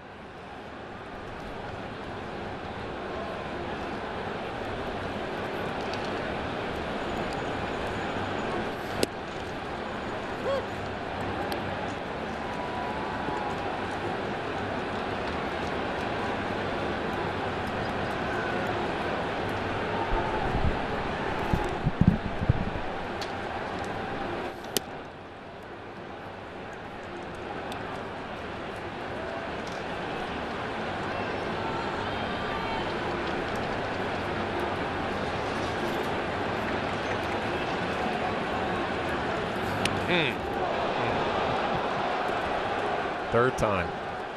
Wow. IKF has now reached with 3 hit by pitches. Say yes to scoring swag and gift cards with Yes Rewards. Check it out now on the Yes app. He had 3 on the entire season entering tonight, and now 3 in this game.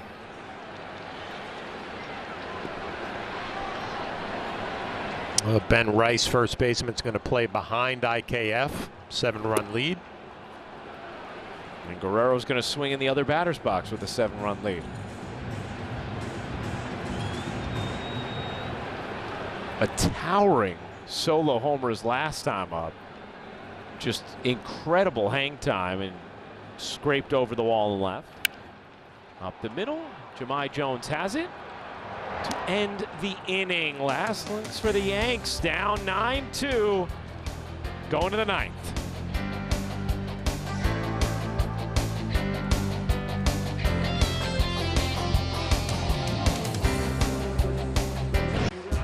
Hey, Friday, July 5th, Major League Cricket makes its debut on the Yes Network. Watch reigning champion MI New York begin their title defense against the Seattle Orcas. The first of 7 electrifying MLC matches begins next Friday at 3:30, streaming live on the Yes app. Looking forward to that. 9th inning. Bowden Francis, the new pitcher for the Blue Jays, with Toronto looking to lock down the final 3 outs, leading 9-2. First game of a 4-game set. The Jays with a treasure trove of defensive changes this inning.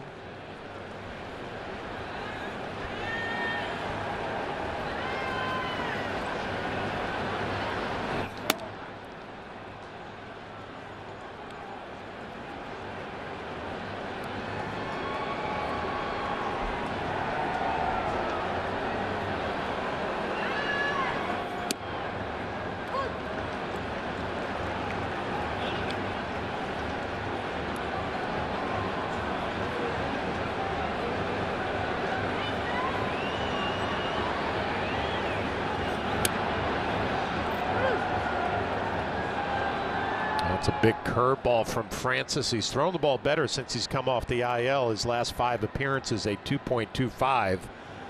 And we talked after the second inning when the Yankees were down 8-0 how they would respond the rest of the way. Well, 1 hit, a 2-run home run from Grisham, and that's it.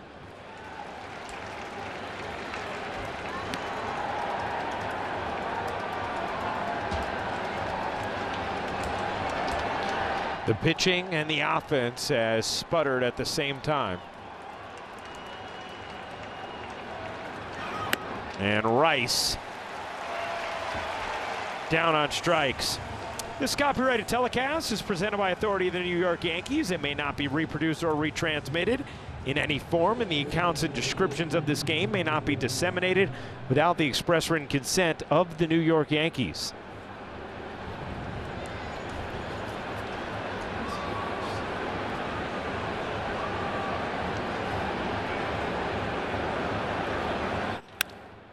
Hit hard off the glove of Clement, recovers, not in time. Jahmai Jones with an infield single. Jones has hit the ball hard a couple of times. A line drive to center field in the fourth. This hot shot. Be able to pick up an infield hit. And they call it the hot corner for a reason. Clement can't come up with it. There's the defensive changes for the Blue Jays. Whole lot of them.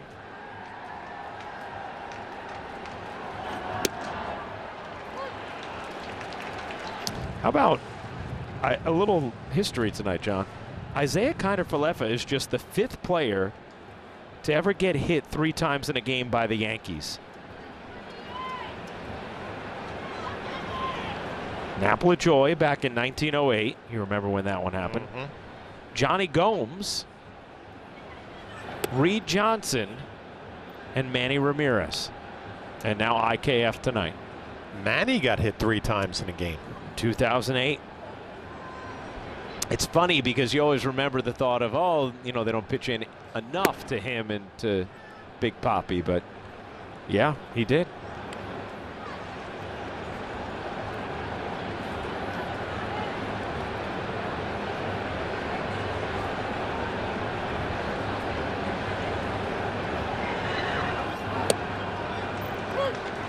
Two and two. Well, you don't see the big 12-6 curveball much in today's game, but Francis has a lot of confidence he can drop that in for a strike, and he did right there to Wells.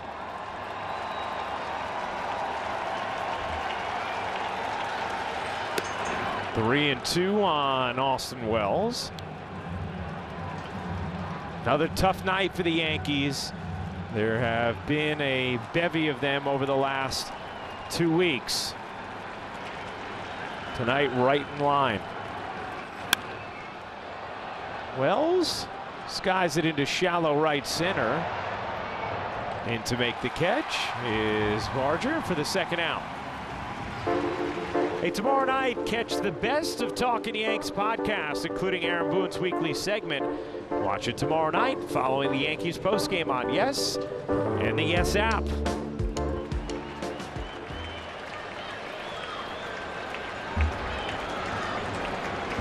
Rodon hanging out there in the dugout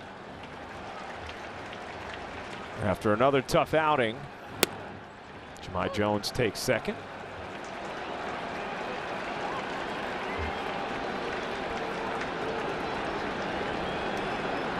Remember the WB Mason postgame show coming up next. Meredith Marakovitz will work the clubhouse. Get to hear from Aaron Boone and Carlos Rodon. As the Yankees are down to their final strike.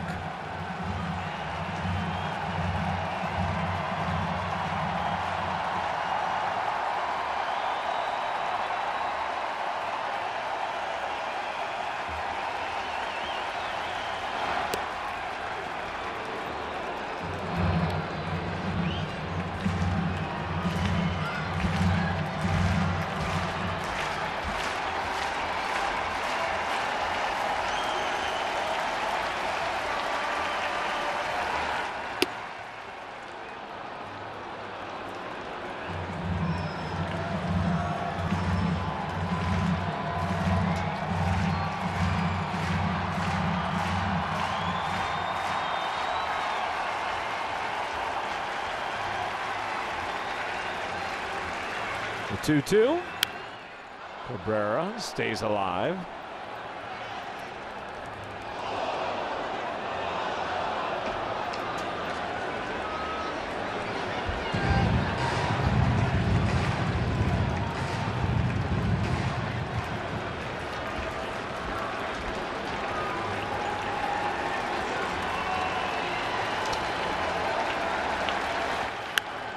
Popped up.